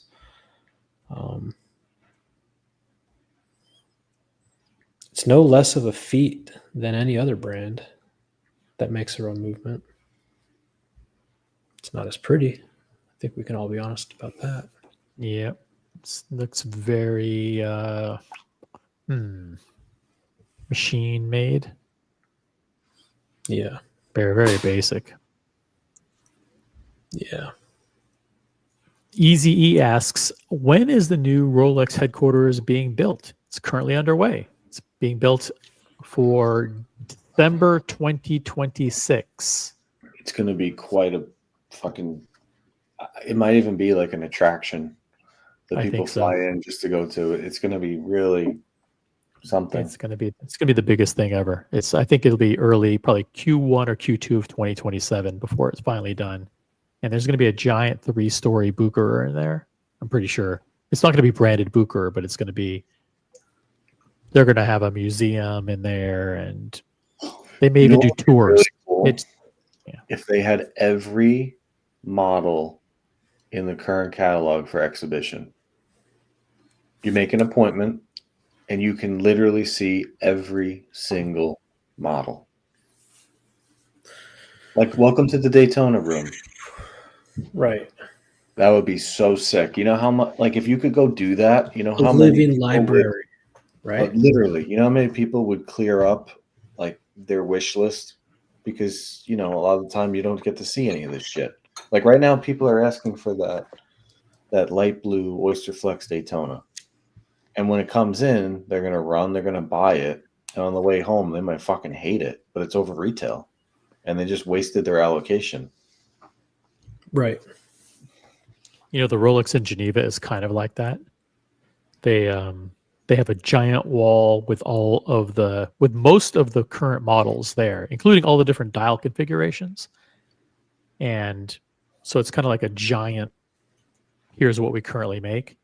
And then you look at that, there's no real sales associates or anything. And then they usher you out and they give you a bag with a box of chocolates and say, thanks for coming. It's like, you came to see Rolex, boom, you saw us, now you left. So are you guys seeing titanium Yachtmasters on exhibition? One Nope. time. I've seen 3 in the past month. One at Brown and Company that got flipped, and then they got another one. That one got flipped, and now there's one at Mayer's Jewelers. So 3. A batch of them went out. Mm-hmm. I think they're still for sale at watchyourwrist.com. Watchyourwrist.com. ATL.com. Can't get it at retail? No worries. Go to watchyourwristatl.com and buy it the next day. Yeah. Watches of Switzerland, Hudson Yards had it once on exhibition. But that's it. Mayer's had pretty much, they had a bigger variety of Daytonas. They had a bunch of Oyster Flex, all the stainless steels, solid gold. So, No. but a whole catalog of the whole lineup that'd just be something. Like, imagine walking into the Datejust room. Yeah. It's like, Yeah, whoa, that'd be fun. holy shit. Just any of the models. It's like, oh, I don't know whether to get a yellow, gold, green Daytona, yellow, gold, black Daytona. Well, go to the New York City location. They're going to have both, and you can figure it out. Inside of 10 minutes, you'll figure it out. Save a lot of time and energy. I think it would be cool that if they had in each area like 3 or 4 or 5 models that were critical to the band's history. Like if they had like what year did the Submariner come out? 1952 or something, whatever. Something like 53. that. So like they have like one of the initial ones, and then they had like the next iteration, and then they had a version of like when the Cermet first came out, or the Kermit, and they had 4 or 5 key models that kind of like a museum, like under glass, and the Daytonas as well. Like here's a 6263, and here's like a Paul Newman, and whatever. Like for each kind of like chronicle a few milestones, make it more historical. Yeah.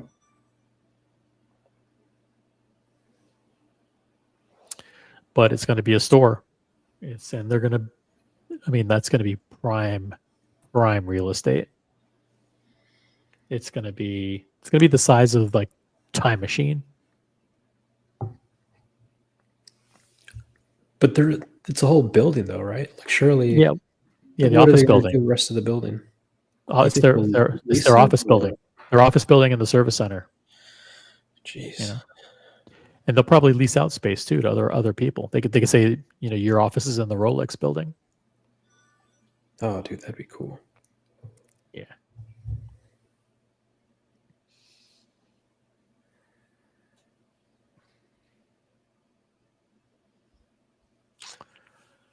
Yeah. All right.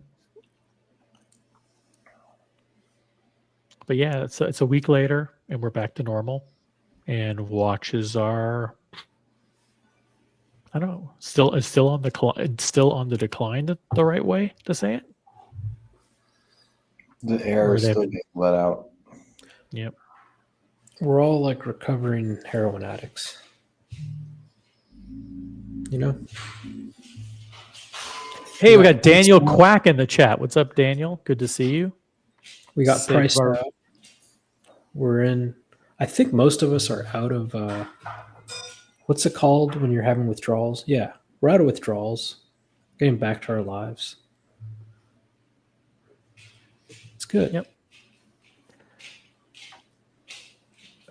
Yep. That the euphoria didn't last long.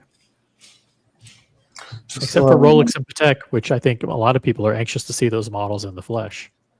See, I keep hearing you guys talk about Patek. It did nothing for me this year. I've been saying it. They are a brand headed in the wrong direction. It's like a freight train that can't be stopped. I liked last year's models. This year, I don't really care about anything. Last year's models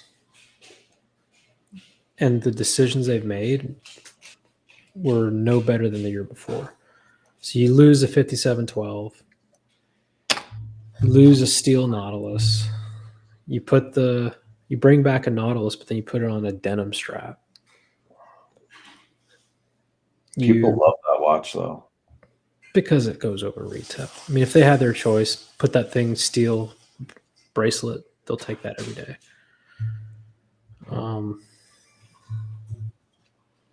Cubitus, I mean, like I said, Cubitus is still the third best sports watch they make. This is like a small glimmer of hope that they can still make a subdued dress watch that doesn't have to be so crazy, you know? But this watch here, as beautiful as it is, I question how wearable it is. Salmon's a pretty difficult color to pull off.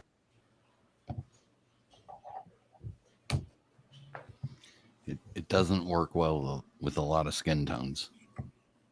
Right. Like this, yeah, I mean, this is beautiful. This is amazing. But I don't know.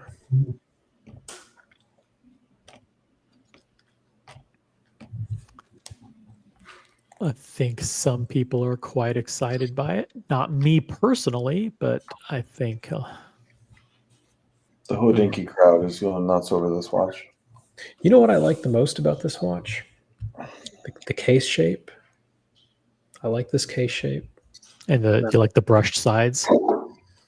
I do. I like the finishing. I like the simplicity of the case because, again, I called Patek Philippe a Gothic brand the other day, and I think it's true. They have a lot of Gothic design cues, but this is very subdued. This is restrained, and I love the black hands and indices. To me, it's perfect in that aspect. What's They the call that- size? I think it's 39. That's what Mr. G Yeah, I think it's says. 39. It's they call these indices OBUS, OBUS, opus style. I don't even know what that means. I'm assuming that means darkened. So I want to look that up. Yeah, I think it's like heat treated or something, right? I think when you heat treat metal, or I don't know what they use, but it goes blue, and then if you keep going, it turns into like a dark purple, and then a brown, and then black. Yeah, it's like when you put it on the barbecue and you burn it, you know. Mhm. But it's like a real technique. Like, I remember Mike the Snake talked about it one day. I don't think they actually do that with these. I think it's like they spray it or something. No. No. What's this spray you can put on your outdoor furniture? No, it's a 38 millimeter. It's platinum. You know, it's got that diamond. That's 6. That's cool. Movement's a little bit boring, to be honest with you. It I would is, have liked to because seen a it's lot manual one. more. Yeah, but even, I mean, can you go to the back? I think they focus more on power reserve, or what's going on? I They wonder hit a why lot they of- made it 38. Why would they make it 38 when everything else is 39 and 40? It's going back to their roots, Buckley. It seems You like know why? it. Ozempic entered the scene. They're like, oh, fuck, we have to react. We have to Yeah. react. These Does it dress look- watches are looking a little too small, too big on OC's wrists.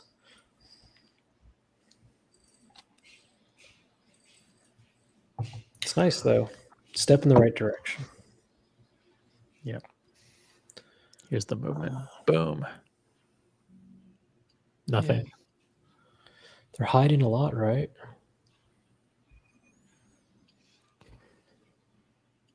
And then you've got this puppy, which is expensive. Expensive. Ooh. It's big shots. You see what I mean about Gothic?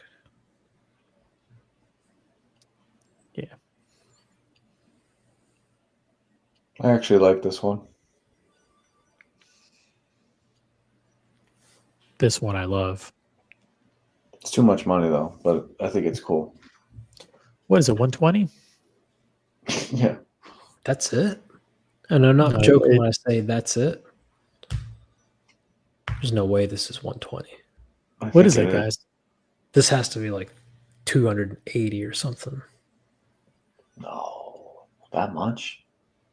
I would think. This is a perpetual with a fucking, what do they call those dials? When Lange does it, they add 700%. It is 118,000. That's a steal. It's actually not bad. That's a You imagine if these sell for under retail. They will. That inline calendar, the one that's 150, the one that I like, that's 155 or whatever, right? And it sells for like 80,000 in secondary. Imagine if this is 118 and it sells for 70,000 in secondary. Mhm. This is kind of dope. I'll tell you what, I'd rather have this than a fucking code perpetual. I'd rather have this than an Ingeneur. Well, yeah, it's also 10 times the price. This is fucking insane. And they used to have a version of this previously, but I don't know, it was a different color dial or whatever. It just didn't look the same. It was a white No, it's dial with black. some. It was white with some guilloche, and you can pick them up in the low 40s now. Wow. The black. Did it have makes the hobnail? Did it have the hobnail dial, or is that new? I mean, the hobnail bezel. I don't remember, but it also had some of the older ones had the officer case back too, so it's extra heavy. All right. This is a Jetstream piece. I don't think this has any specific air requirements. Boom! Look at that. So that's a sapphire dial. Sapphire dial. Yeah, they did a great job. They did a really good job. And look at and I love the shit. Looks good. Just enough smokiness in the sapphire. The contrast with the black and white everywhere is really well done. Look at the Yeah, double I like it. hobnail on the case back.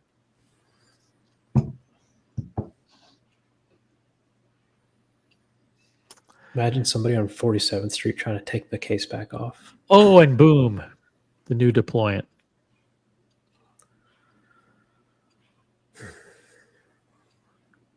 So they can do those new deployments, but they better start shorting those straps. There's a little link for you in the private chat. Okay.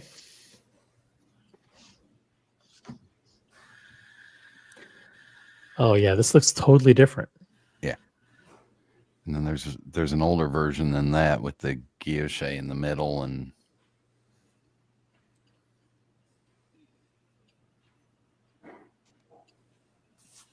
Oh, yeah. this one's platinum. It's not a Platinum and listed at European Watch Company for 53,700. You recognize those hands and indices? I Those are- recognize the case. The case is the same, That's the new. almost Yeah, the same as we have. that's the exact same case, hands, and indices as the new salmon dial. No, these are silver. It's just the bad angle on that front picture. No, I don't mean necessarily that they're blackened. I mean the same Same shape. physical. Yeah. Yeah, those are good Calatrava indices. Yeah. Where is the other one that I was looking at?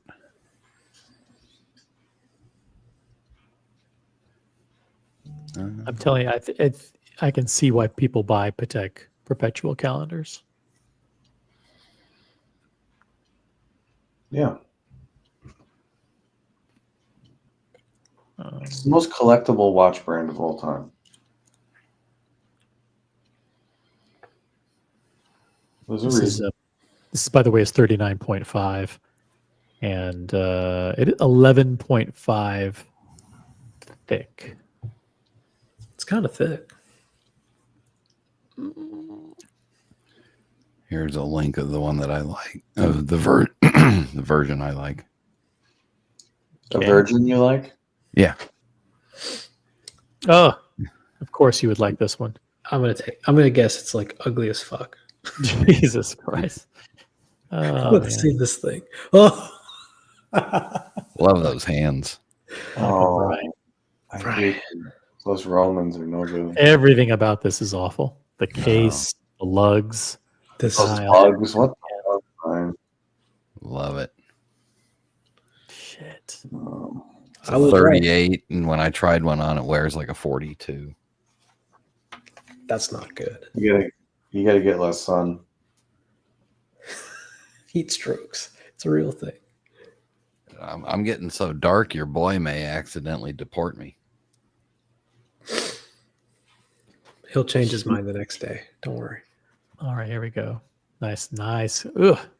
I love Look that. at Look at the crown guard. What the hell? No, that's the hinge for the officer's case back. Oh my god. Yeah. I do like an onion crown, not gonna lie, but not necessarily on a Patek. And decorative guilloche like this, Oh, it's fantastic. there's only a few brands that can do it and it doesn't look out of place. It's better than shoving the Calatrava cross all around it. fuck's sake.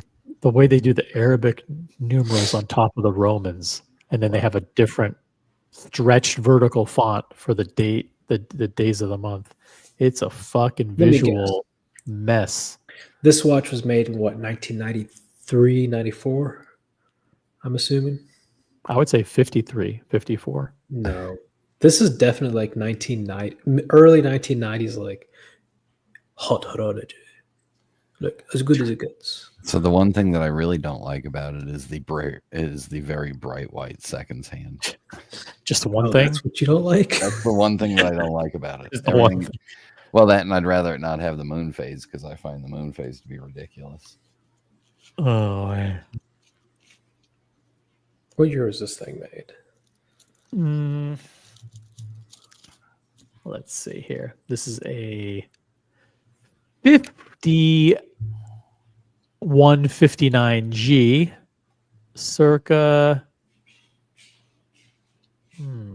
G stands for fucking great.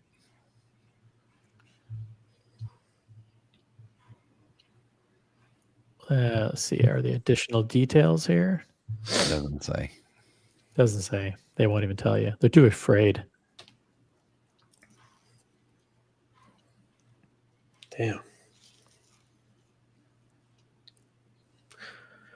It does look better, slightly better from the side. Here, I'll show you an image from the side. Not much better, but No, it's, Can't see your screen. Oh. no. Yeah, those are crown guards. No, that's the hinge. That's where the case back attaches, and the hinge is right behind the crown. Oh, see, show the kid the back so that he knows what I'm talking about. The kid. all right. Show this fucking kid the back. Brian, don't I love how that when they made a hinge, they had to keep going to the fucking crown. There you go. Jesus. Yeah, that's Mhm. yeah. Got too many tabs open. I gotta close some tabs here. What was it? One of you guys that told me to Alt F4 or some shit like that? I think so. What does that do? Don't do it. I was like working at a coffee shop on a call and something happened and someone's like, hit Alt F4. Like my fucking computer just turned off. I lost everything. By the way, if you like grand complications, and who doesn't? Why not? Boom. What that? That's fucking. It's a lot of money. The worst color combination they could have chosen. Cool watch, but That is all the bad brown colors put together into one. yeah, Well, you've never been a fan of the color brown, but let's not get started on that.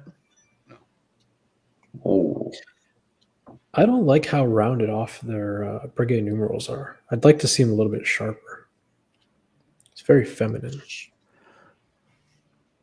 These are perfect. And I don't like them. I don't like Breguet numerals, but I think they look like they're just like they were dropped on with liquid mercury onto that dial. very, very rich watch. Yep. Very rich looking. That's a Jetstream piece also. Look at the intricacy of the case. I hate the new. Ooh, get the fuck Yeah, that's out of nice. That's nice. here. It's not nice. It looks like a bunch of spaghetti, like an octopus got thrown in there, but that's what you pay for. It looks like Longa. like Longa does that shit. It looks like if they threw a couple of fucking electric eels into a pool and that's what it's swimming around. Is that a spaghetti movement? Yeah, spaghetti movement. I mean, there's all kinds of crazy shit in there. It's like, and it's multi-dimensional. There's shit with teeth, and there's gears, and the only thing it's missing is, some black polished screws or some blue screws or something like that to make it look like to break up a little bit of this All right. monotony of color. Hot take. Can they work on their text engraving on the back of movements? Kind of looks shitty. Look where it says Patek Philippe. Yeah, all of them look like that. They And need Rolex, to too. work on that. I think it's just an old school thing. Up here's the new clasp again. Hey, Humble Pine, I think this is a message for Brian. What? Hey, Dick Prick in Florida, you're a fucking moron. No one gives a shit what you think. You too, Vimal. Yay, spicy humble pine. It's in the chat. Why does it say email at 6:00? That's French for enamel. Oh, maybe they just shouldn't have put anything. Yeah, I think is there like a Again, French who's to at English these board dictionary? meetings when they're approving these designs? Email me. I think email is English for electronic mail. Well, in the meeting, like There be some don't confusion. yeah, they know that. They know that. Why do they fucking do it? Email. You know, guys in the United States, that literally stands for email.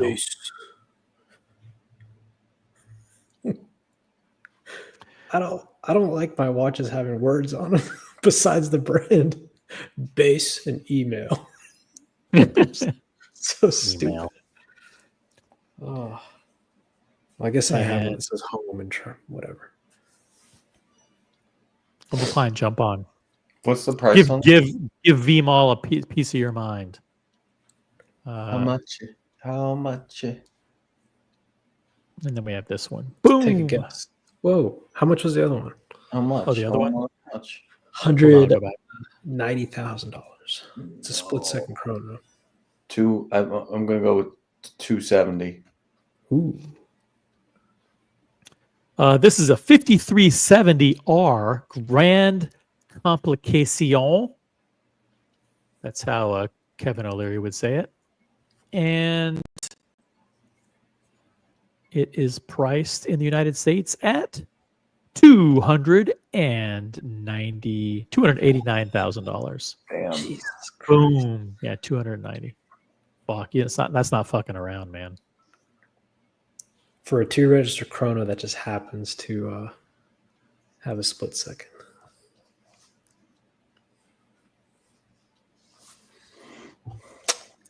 Jeff's watch was 80, and they added one function, and they added 200 grand to the watch.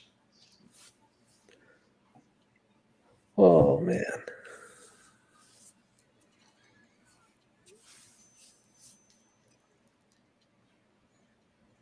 This will be hard to get though.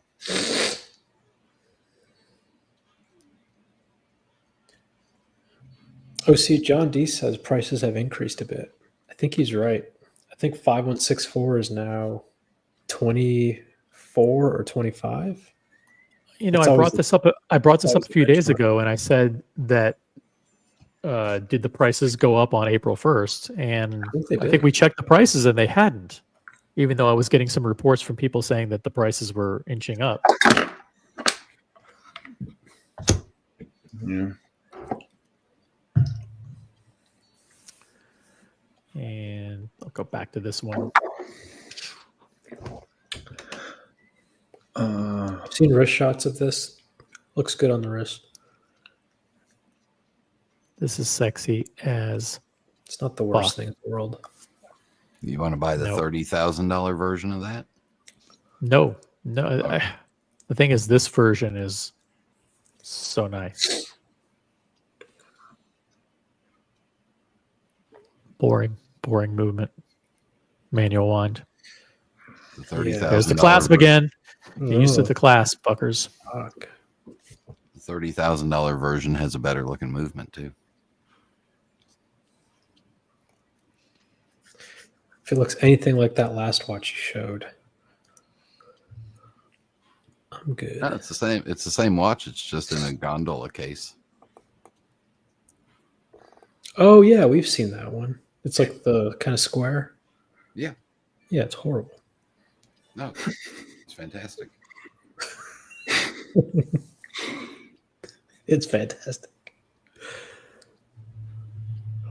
It is interesting though that Patek will kind of nonchalantly release a new watch, and at face value, this looks like a brand new watch. But like Brian mentioned, as we've seen, these are just movements being reused, put into a different case or dial, and it's like, huh. But this one, I believe, has an upgraded movement to where the day and the date change instantaneously, and the older one doesn't. It does the slow crawl.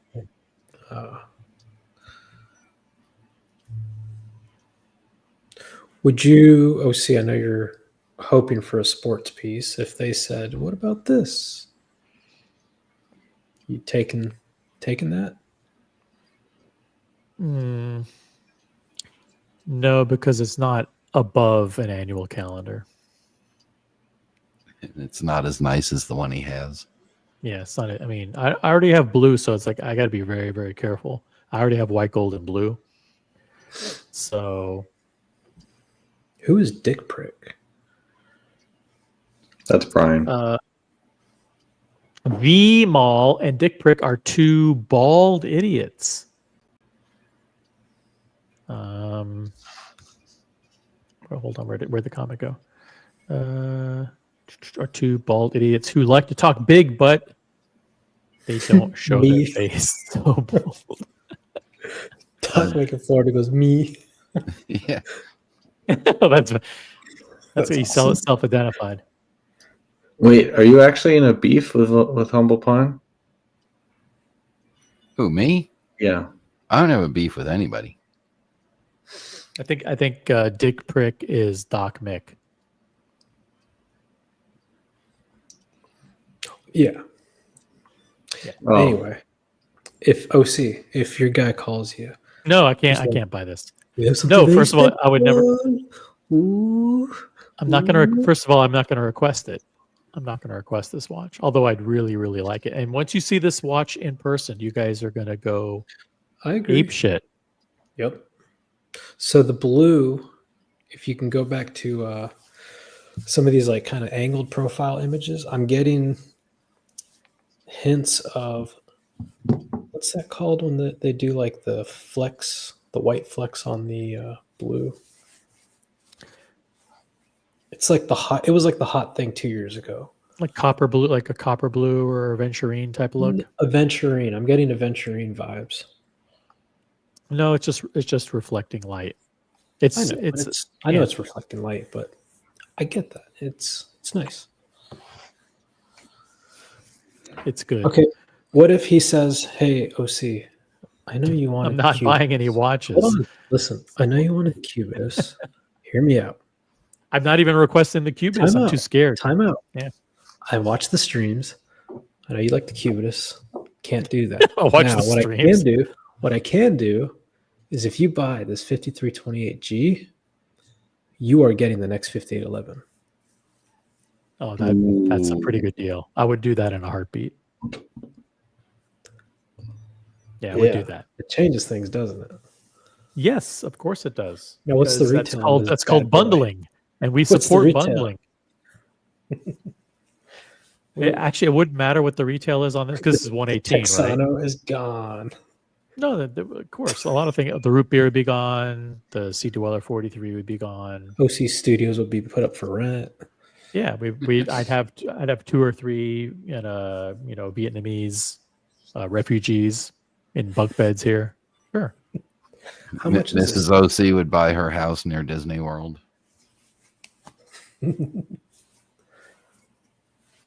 What are we talking? I don't know what this costs. But it is a perpetual calendar, right? This? Yeah. Mm, It's a day, date, month. no. And it has a it's This got is just the an- day-night indicator and it has This the is leap not. This year. is nothing. This is nothing. This is just a. It's just an 8-day watch.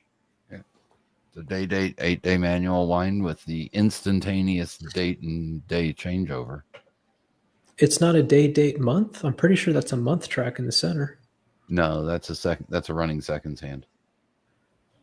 No. That little Yeah. thing? Yeah. Oh, what the fuck? Interesting.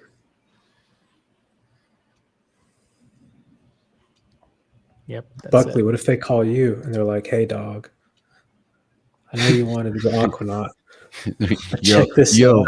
no. Yo, dog, You for buy shizzle. this? This your bitch at Patek Philippe, You buy yo. this in 6 months. You are No. getting whatever you want, Tiffany stand, anything. Doesn't matter Nope. what it is." No, I wouldn't do it. Jesus. Because once you become that guy, it's over for you.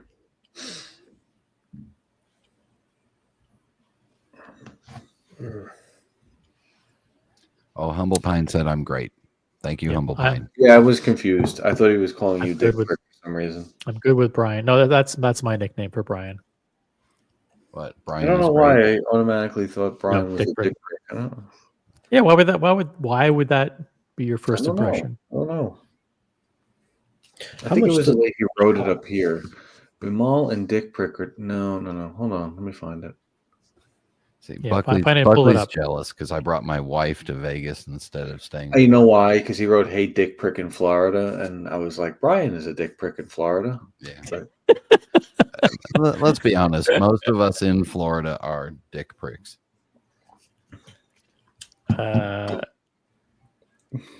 Diego, what about the price increases? Anything? Did I you haven't double check? checked, but if you go to the 5167, I don't remember it being what it is. I want to say it's either 24 what and it change is. or 25. And what is it now? My mouse doesn't work, or else I would check. Fine, hold on. Let me see.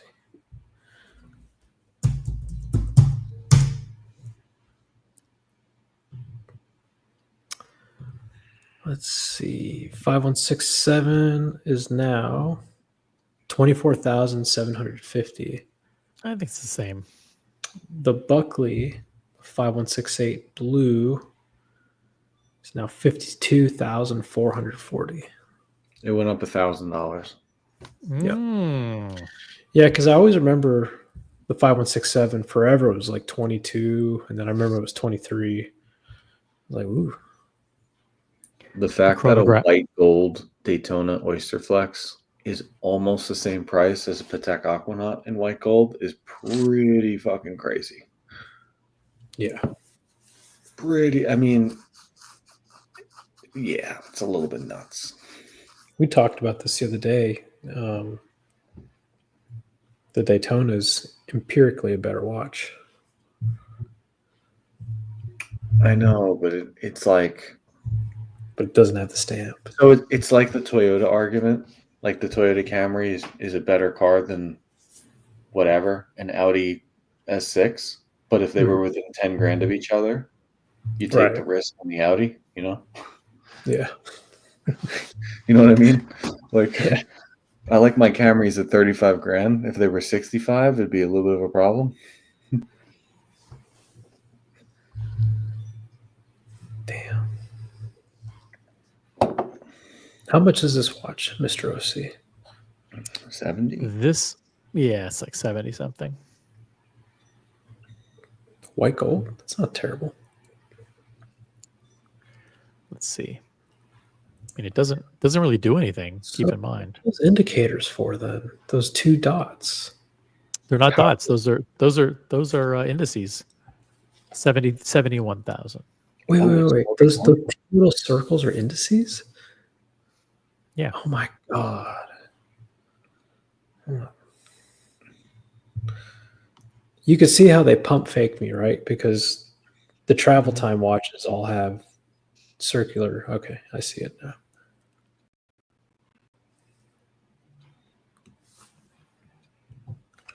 Yeah.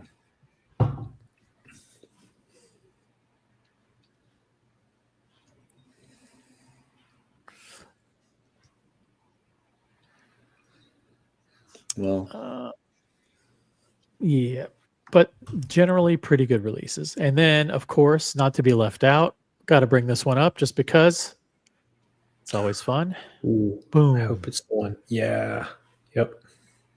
I'm not on board for this. I think it's everything I said about step in the wrong direction, I think this is a step in the right direction. It's an improvement. I hate those numerals. I don't love them either, but for some reason they kind of they hate them less on this one. I think the color combo is good. The strap is good. The color of the dial is good. All that's great. I just don't like the numerals, and I don't like the bunions on the side. Yeah, I mean, I've almost bought this watch in the blue dial version so many times, and I just can't pull the trigger on it. Humble Pine says, "What a bunch of circle jerks, circle jerking idiots here." Ranger Danger, Ranger. Who's Ranger Danger? Let's fucking ban him. Fucking who's? Let's see here. Ranger Danger. I don't know. Never heard of him. Hey, Ranger Texas. Danger. Good news for you. You are boom, nuked. See you later, Ranger Danger. Is that the at 7 o'clock between the lugs? Is that where you changed the date? Or do you have a shot of the 4 o'clock side of the case? Because that's where, yeah, I think that's where you change the date. Yeah, that's a change to the 5164 movement. On mine, it's at the 4 o'clock. Interesting. Yeah, I like. I think it's. I don't know if they just did cool stuff. Like, look at the seconds hand. Like, look how long seconds hand. How it goes all the way up to the railroad track. It's got the little dot. What do they call that? You know. And then on the other side, it's got the little balanced out with a trapezoidal kind of shape. They call that honeycomb. Oh, that's a different brand. Sorry. So let me see if I still have my Photoshop. I'm trying to see if I can find it. All of these new bracelets are awesome. They're like rough basket weave. They're like pretty neat. Where did that go? I didn't delete it, did I? This is like a fucking super rich IWC. No, think about it, like, Zenith made one that looked almost like this exactly. Yeah, you're right. Because Zenith steals everything. I think actually Zenith made it first. Well, let's not tell anybody that. Miscellaneous. Sorry, Terry Stern, if you're listening, we love everything you do.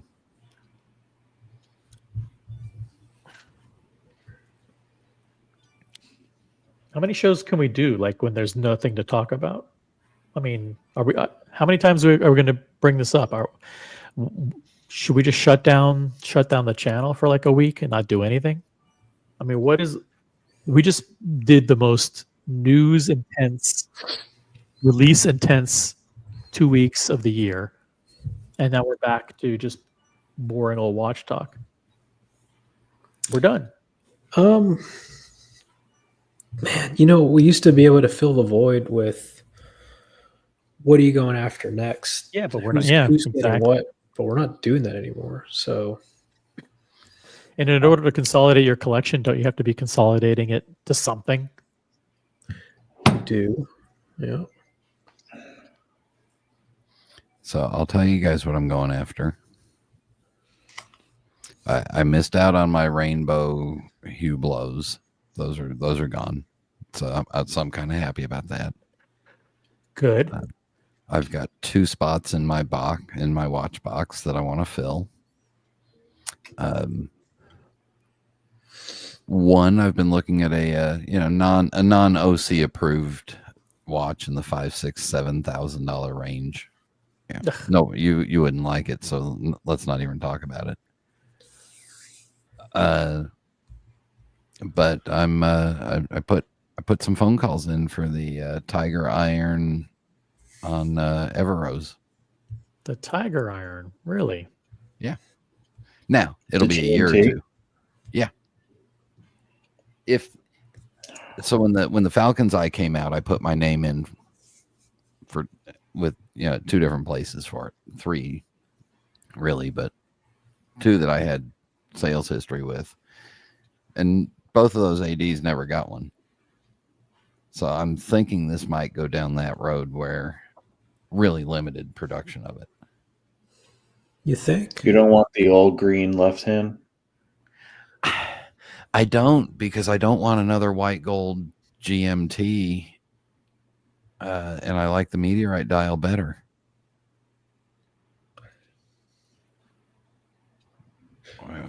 So that's You honestly like this better than just the standard solid gold root beer? yeah. Yeah, at least the dial's different. I mean, it may not Yeah. the dial may not be something I love, but at least it's not a black dial. Yeah, it's not a black dial. It's an interesting dial. brown It's on a rose gold instead of a yellow gold, which would be a bit of a problem for me, I think. Well, they already make this watch with the brown dial. No, they make it with the black dial. No. Dude, is it brown? Is it black? It's black. That's the root Yeah, beer it's with the black. black. Yeah.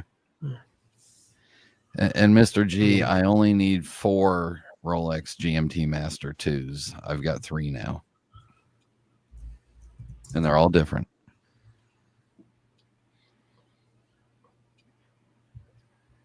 I think if I got this one, I think I would have to sacrifice the 2-tone Guinness for it.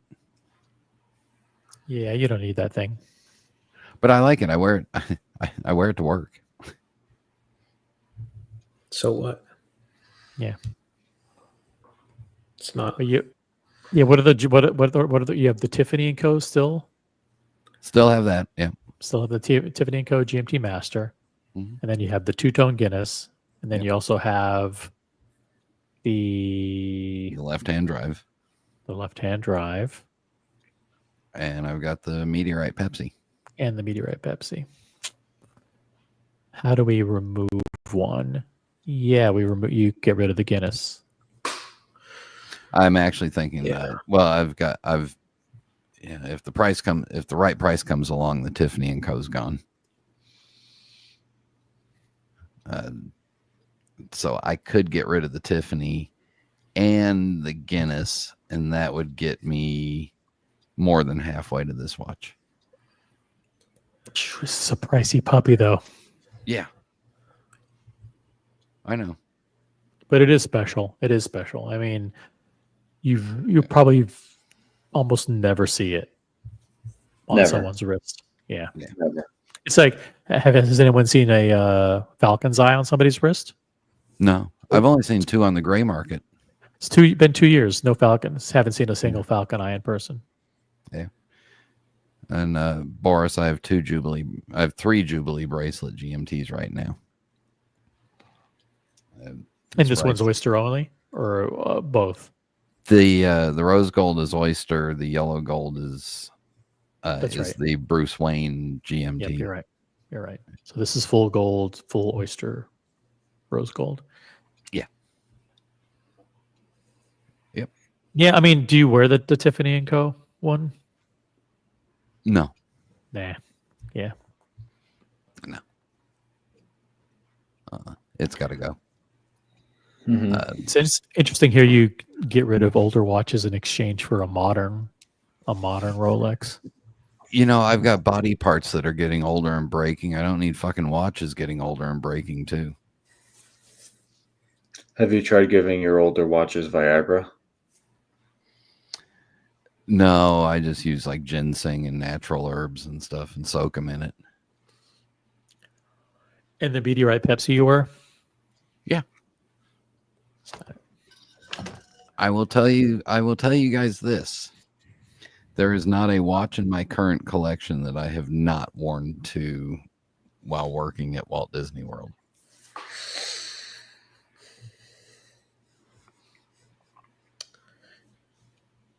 You want an award, Brian? No, Yeah. I'm just saying I wear my watches. There might have You been some bet, days.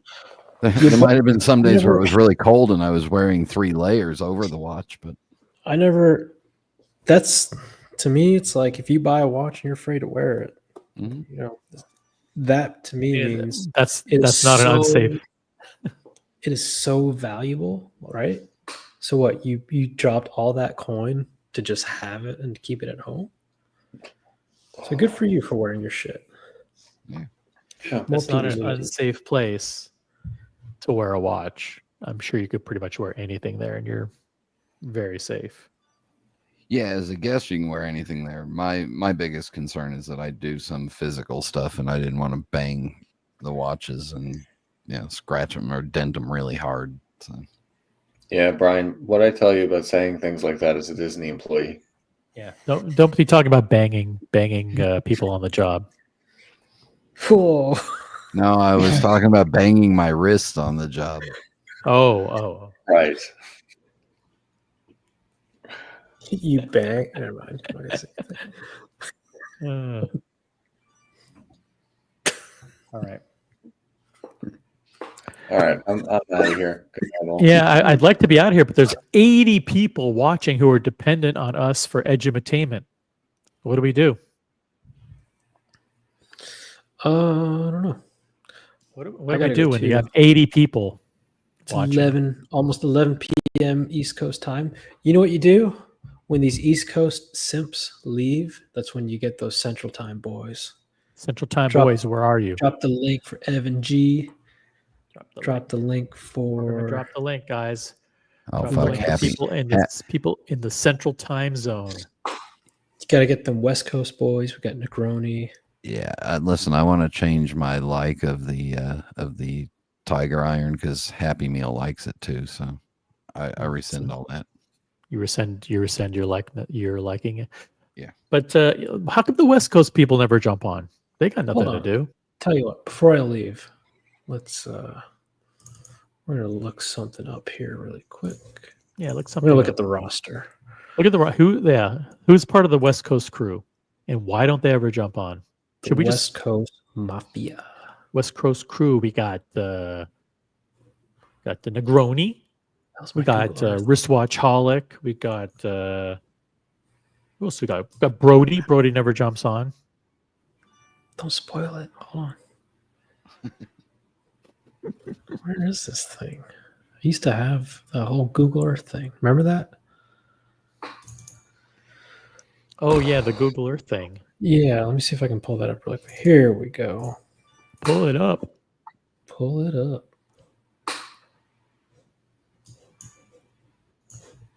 Let's see.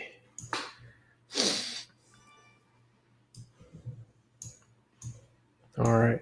I'm ready to share my window with the world. Here we go. Boom. A blast from the past. Oh, looks like some images got fucked up. Anyway, let's see. What's going on with these images? All right. Got Let's see what Evan we got G. We got Evan G. Iro. That's actually his actual face I for know. the first time. Yep. Bondage and Discipline. You've got Green Machine, TG01, Looking Glass, Logan Hall's Central Time. Maybe we can get Logan Hall on. Yep. Johnny O Central Time. Mm-hmm. And then West Coast. Damn, I wonder what happened with all these images. Some of them are messed up. We got Alex, Brody. Yeah, we got a lot of people. Cars and Chrono. Yeah, got a big crew there. Big crew. DC and LV, Aussie Expat. So we'll have to remake this one of these days. Someone Last else who's in the week. Central Time Zone. Happy Meal. Hello, panel. Hello, chat. I've upvoted and I'm waiting to be ignored. Well, too late. I already read your comment. All right. Thank you for having me on. It was fun. So, Brian, Diego. happy to hear you wear your watches. Thank you for showing us that the new Patek Philippe truly isn't new. It's just a new case, new dial. Might be a new modification of the movement. I can't verify that. You blew my mind. Thank you, OC. yep. Yeah. You Um, guys, pleasure 50 always. will be your third Patek. You just got to drop some coin. I can't afford to drop anything right now. I mean, I'm counting my pennies. Yeah.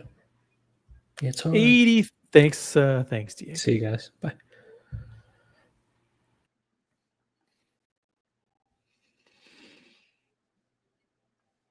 Don't forget to bang your wrists. That's a song by T-Rex, by the way. Oh, Mm-hmm.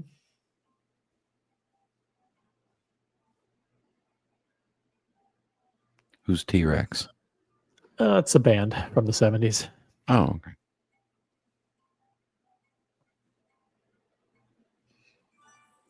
I guess I should know them, but I don't. Yep.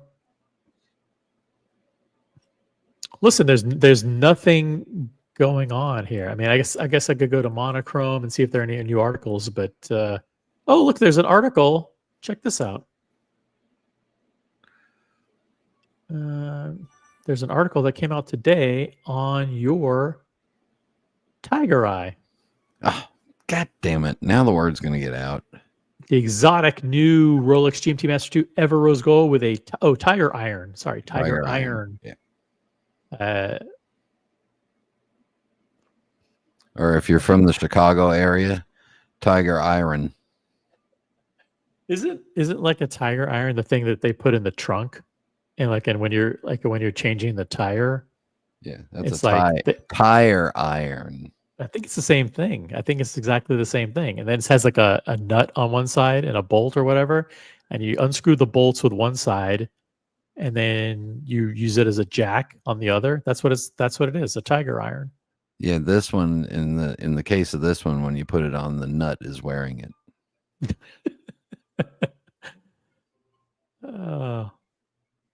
I can see the appeal of this. I can see, by the way, this is the combination of three materials. Do you know what the three materials are? Something from geology, and another thing from geology, all shoved together. Let me see if I can find. I'm just gonna do a search. I'm gonna search for eye. Tiger's eye, red jasper, and silver hermaphrodite. I like the hermaphrodites. Yeah. So, but the silver ones are really, really rare. So yeah, it's a metamorphic process. It's a metaphorical rock composed of tiger's eye, red jasper, and silver hermaphrodite. What could be better than that? I am getting old, so a lot of the hermaphrodites would be silver haired.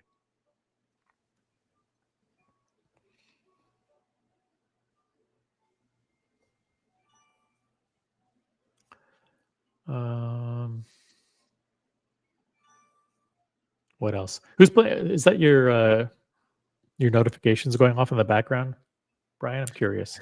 What's making the can you hear dinging that? sound? Yeah. Yeah. I'll turn that off. I thought you were playing. Are you playing a video game? I'm testing a little podcast sound effect app. Ah.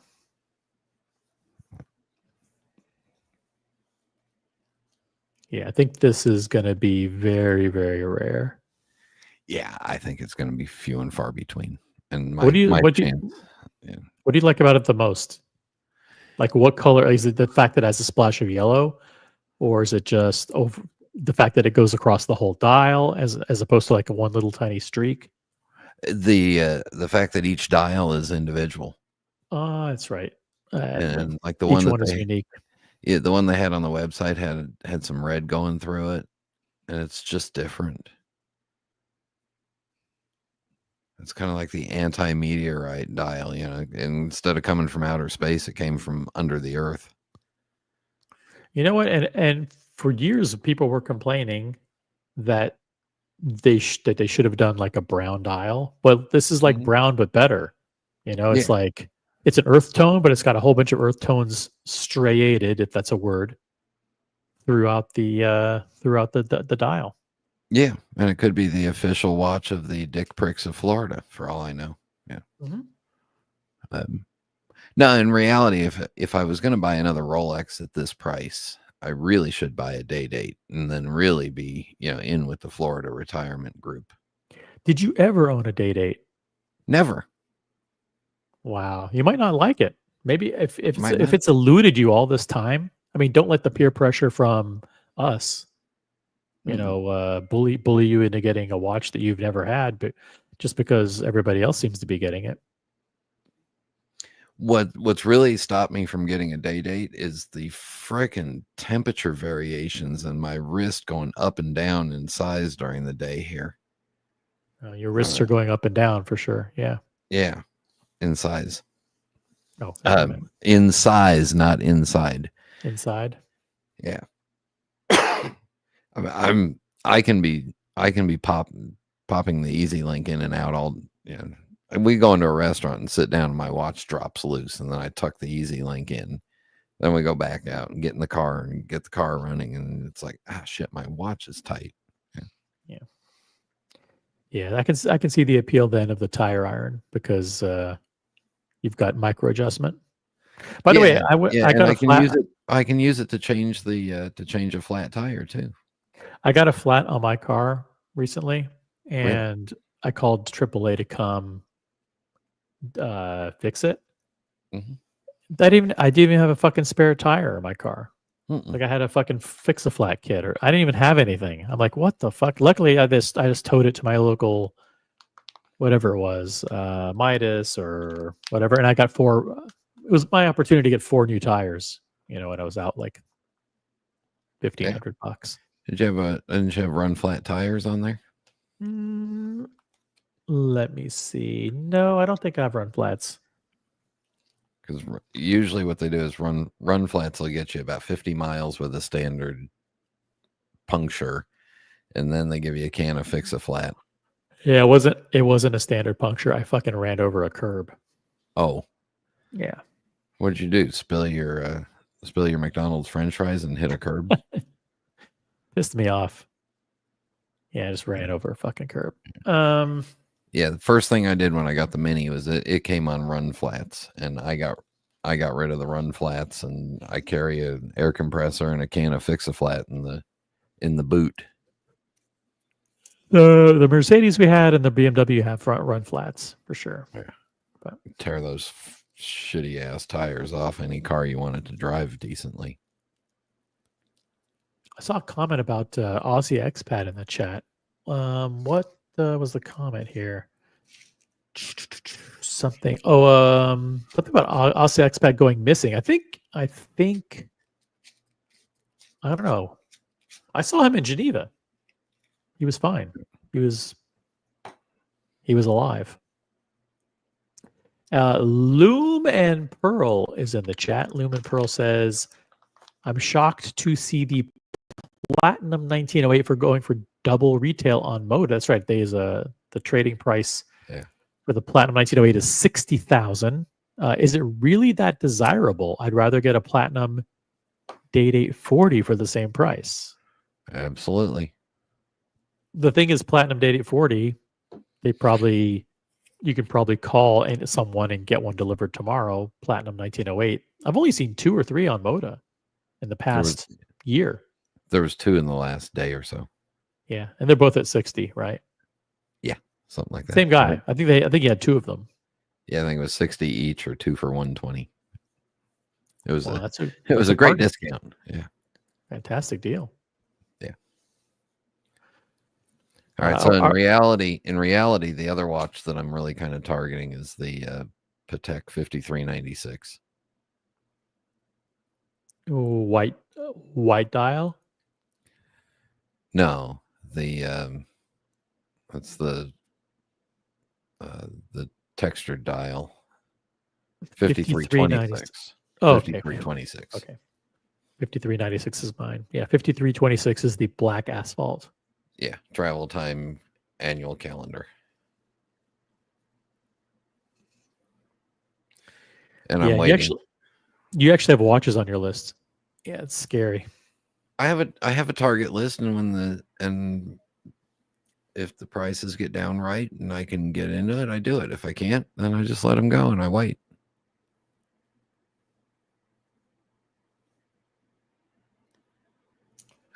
Don't need to buy a watch. I have seen some killer deals on some of the older JLC bracelet diver chronographs lately. So I'm just waiting. Mm-hmm. All right. Well, listen, it's been a great show. Let's see if I say it's been a great show, does that mean that people automatically leave if they start leaving? Let's see if that works. Guys, it's been a fantastic show. Thanks so much for watching. It's been a great show, guys. See if the numbers drop. There's also a JLC Master Control chronograph complete calendar in rose gold that I've been watching on leather. Drop the link in the private chat. I'll pull Oh, it you'll up. hate it. Yeah, that won't stop me. Here. You know what? I'll put this one in. I'll put this one up, and if this doesn't chase people off, then they're all desperate. So Yeah, okay. Tell you what, guys, I'm going to scare you away from the program. That's what we have to do.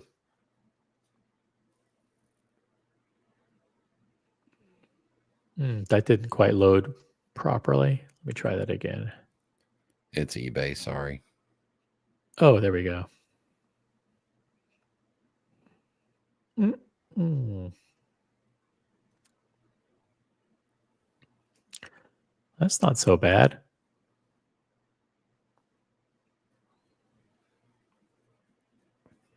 That's a very high ranking for you on something that's not Rolex. That's not bad. I mean, come on. I mean, it's not ugly. So they're showing the condition, full set. There's the watch. Should I tell you a secret? It's not real gold. No, this is a seller on eBay that I like dealing with. And I've actually bought a couple of pieces from him that I just bought them and sold them to a couple other places and made like $500, $800. So you think he prices his stuff aggressively? He's very fair on the pricing. In most cases, yeah. Mm-hmm. In my opinion. Which, you know what they say about opinions. Mm-hmm. It's a chronograph. Oh, it's a pulsation. What does that do? What does that mean? Instead of having a tachometer to calculate speed, it calculates heartbeats per minute.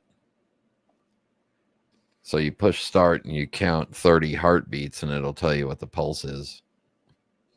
Oh, so it's like a rich doctor's kind of watch. Yeah.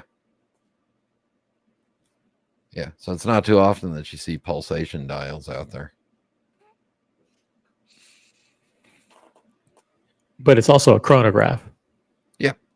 Yeah. So you could go which the dial on the right is the seconds. No.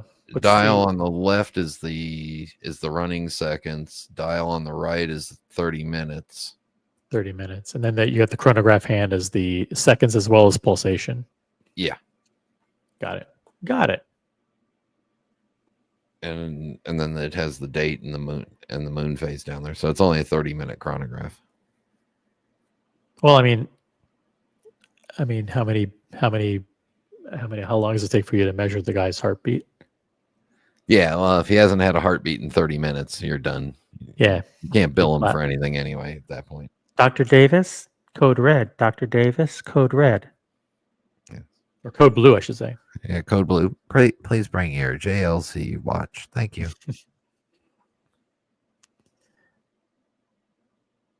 It's not bad. 16,500. Or best offer. Yep. Currently, I got an offer from him for 15,675. You offered that, or he offered it? They sent out an offer Wow. to everybody that was watching it. Yeah.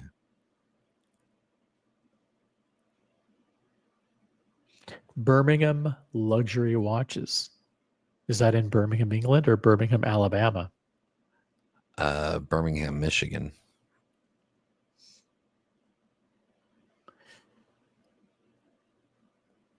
Cool. And you can get extra 7% with code LuxWatchLove7. Yeah, there's the discount.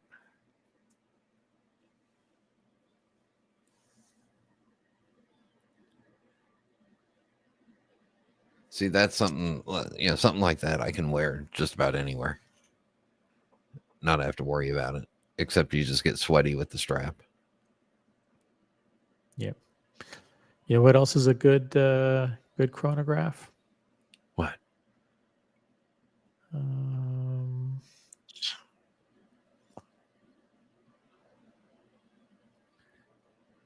And don't say Norcane. I had it 2 seconds ago. Where'd it go? Oh, here we go. Boom. About that. Yeah, but you got to unscrew those doohickeys first. I do like chronographs where they put the tachymeter inside under glass, under the dial, under the sapphire. Like, is there any reason to really have a big, giant, thick tachymeter bezel like this? Here, I'll shock everybody and show that. Here's another one that I like. That is actually, I think, and I haven't really dug into this one too deep to see about the condition, but it's got the inverted 6.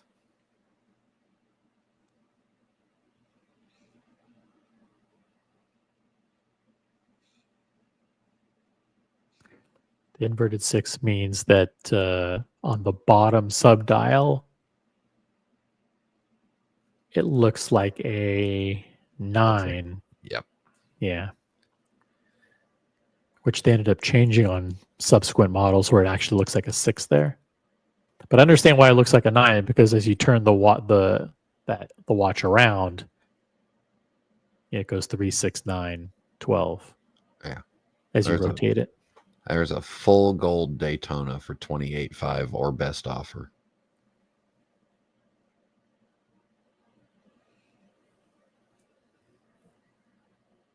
Woo!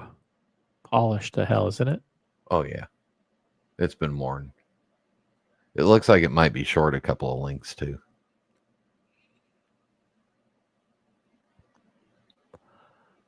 It's hard to think that these looked that bad in 1991. Yeah, I think it's either missing 1 or 2 links. Shouldn't the seller disclose that? Seriously. Oh my God. He does. Down at the bottom it says fits up to 7 1/4 inch wrist, 12 links, and I think they came with 13 You can't or look at 14. this. I mean, look at that. Yeah. It's just a blob where a crown used to be.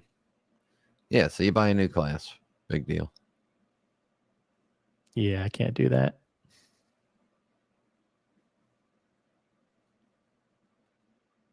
That's why I don't like a lot of vintage stuff. Because then you get into projects. Or you just wear it beat to hell.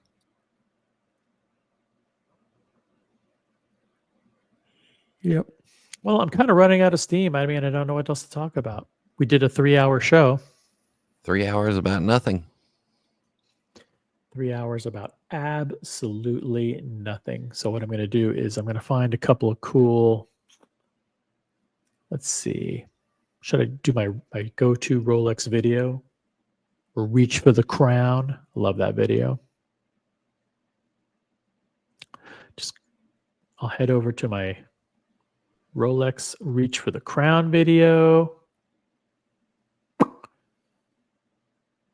And listen, you guys have been a dynamite audience. You've been fantastic tonight. Do me a favor and like the live stream.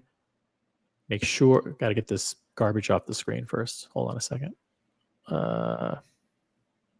Boom. There, better. Like the live stream. Make sure you have the notifications set to all. We'll catch it. I won't do a stream tomorrow night. I might do one during the day tomorrow, just for fun during the daytime. But thank you guys for everything. Hey, I got Father Artifact. What's up, Father Artifact? You're late. You did a 3-hour show. But all right. I want to thank everybody and let's see, do this. Peace out.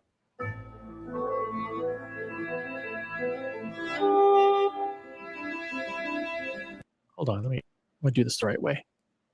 Let's get us off the screen here. Boom. Make this big. All right. Back up. Good night, everybody. Peace out. See ya.